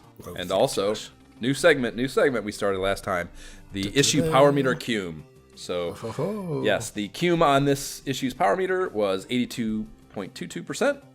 Only NES and Genesis, excluding TurboGrafx 16, Lynx, and Game Boy. And that's quite a bit higher than issue's 15.76%, bringing our two-issue average on GamePro power meters to 79.11%. So again, very like I actually have our Nintendo Power cumes to date are I think 69% maybe. Dude, that checks out because this issue felt like there was a lot of good games. Like the nomination section is going to be interesting because I feel like I could be talking to a lot of games. There's just a lot of games, and there was a lot of hot games too. Like you got Mega Man 3 in there where he is damn near perfect. Like you got games like that. Yeah. Well, like I said too in the thread, 180 pages. There better be fucking something in here worth playing. But yeah. I got my list up to maybe 7 or 8, and I did take the time to pare it down to only 3 though, so we don't badger about our choice here forever. But go ahead and lead us off with this. All right. So Kiwi Craze is not out yet, so that is the version of that game I played, so I will remove that from the list. My list would be Jackie Chan. Figure out, let's get crazy, try some 1990 Jackie Chan action. Fun edition. We got Mickey's Castle of Illusion. I had that in my 7 to 8, but not in my final 3. Yep. And then Gremlins 2 was on the list as well. Thunder Force was close. Thunder Force was on my top 6 before paring it down. But yeah, Jackie Chan, Castle of Illusion, Gremlins 2. Okay. All 3 of those were in my 7 to 8, but did not make my nomination. So I thought you would be wrong about, because you said there would be no overlap. There would be no overlap. Yeah. Told you, man. I knew it. I could just tell from all the games there. Like, well, your logic for that, I think you already stated, would lie in the idea, and at the time you probably hadn't pared it down, so it lied in the idea of all the shooters. So it's funny to me how this plays out, that the reason for no overlap isn't that I actually had shooters, or rather is because of that I have a shooter in mind. So yeah, the shooter I have in mind is Burning Force, and as I mentioned, I had Thunder Force 3 also at one point, but I lopped it off. So yeah, Burning Force was the water skimmer one that I played. Yep. And then I have Castlevania 3 on here again. I know you're trying to talk against it, but I think it's again it's kind of the same thing with Ultima when I posted that the ad portion, the illustrated portion of the ad, the critical revere for Castlevania 3, people saying it's by far the best one, and yada yada yada. I think that is a consensus view on it, and the numbers are scorching. I think it's a great game and would be a lot of fun to play. And then my last one is, you guessed it, Solar Jetman, because we need to play this game and you need to experience it the right way. Do you want to just concede that? You want to just not argue? You want to just not argue? Hold on. You said Solo Jetman, Castlevania 3, and Castlevania 3, and Burning Force. Yeah, Burning Force, the skimmer shooter. You said Gremlins 2. I had Gremlins 2, dude. I think I played it and I enjoyed it, but by the time I died. Where did I die? I got through that first sequence and got to the vertical stretch to that hallway, and it had it felt like it was going to get a little samey. It felt like it had the potential to be a lot of samey. I didn't do a boss battle, I don't think, so maybe that's part of it. The bosses are probably being Sunsoft. It's probably Fester's Questy, like the big bosses that are well done. Yeah. So, I'll admit I didn't do that part of it, but yeah, I don't know. It just kind of felt meh to me. I mean, I had an odd amount of nostalgia playing. I did play Castlevania 3 for this. So I had like an odd amount of nostalgia playing it. So I'm like, I know for sure I played this one. But it wasn't terrible. It didn't feel terrible. I mean, we could just say forget it and just play Ninja Turtles.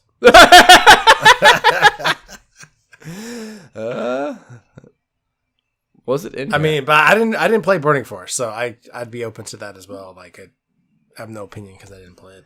If I got you. Be high concept shit to include Solar Jetman to soften you on Castlevania 3. I love the idea of me manipulating this. But if I got you soft on Castlevania 3 enough to take it, let's just do it.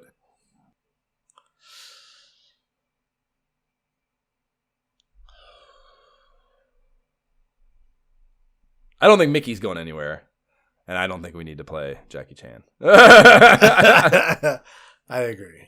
Yeah.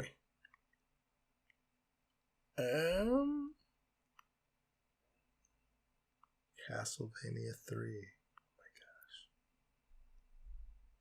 All right, fine. Let's do it. Okay. There we go. Castlevania 3. I love it. The disciples are going to love it. Okay, word. So that is what we'll do next. And then we are right back here on the GamePro tip with their 1990 holiday issue 17, to put a bow on the 1990 mag year in our timeline. So 1991 is coming at us fast, Power Players. Prepare yourself. Subscribe to the pod on the platform provided, whatever dumbest company that serves up your pottery. Please rate and leave positive shit for the pod on whatever podcast platform you listen if you enjoy our nonsense. The website is nyehentertainment.com/ISOHpod. You can email us directly at isohpodcast@gmail.com. Follow the pod and banter with us on the Facebook page, Instagram, subreddit, and talk shit to us about our gameplay videos on the YouTube. Links to all those will be in the show notes. We do not have a Patreon, but if you like giving money to things podcasters tell you to, and would like to do so at our direction, The Able Gamers Foundation creates custom gaming rigs for gamers with disabilities. That's cool as fuck. AbleGamers.org is where you can find them. T-shirts are on the website. They're dope, and proceeds on those after pod expenses go to Able Gamers. We're wearing them right now. Jay's socials is what it says in my notes. That means, Jay, it's time for you to tell me your socials. Gentleman JB without the second E is my gamer tag and my social handle. Word. I am on Instagram, and my Oculus tag is my shift key is broke, and I'm on Twitter at Josh Folan. Okay, bye. Bye.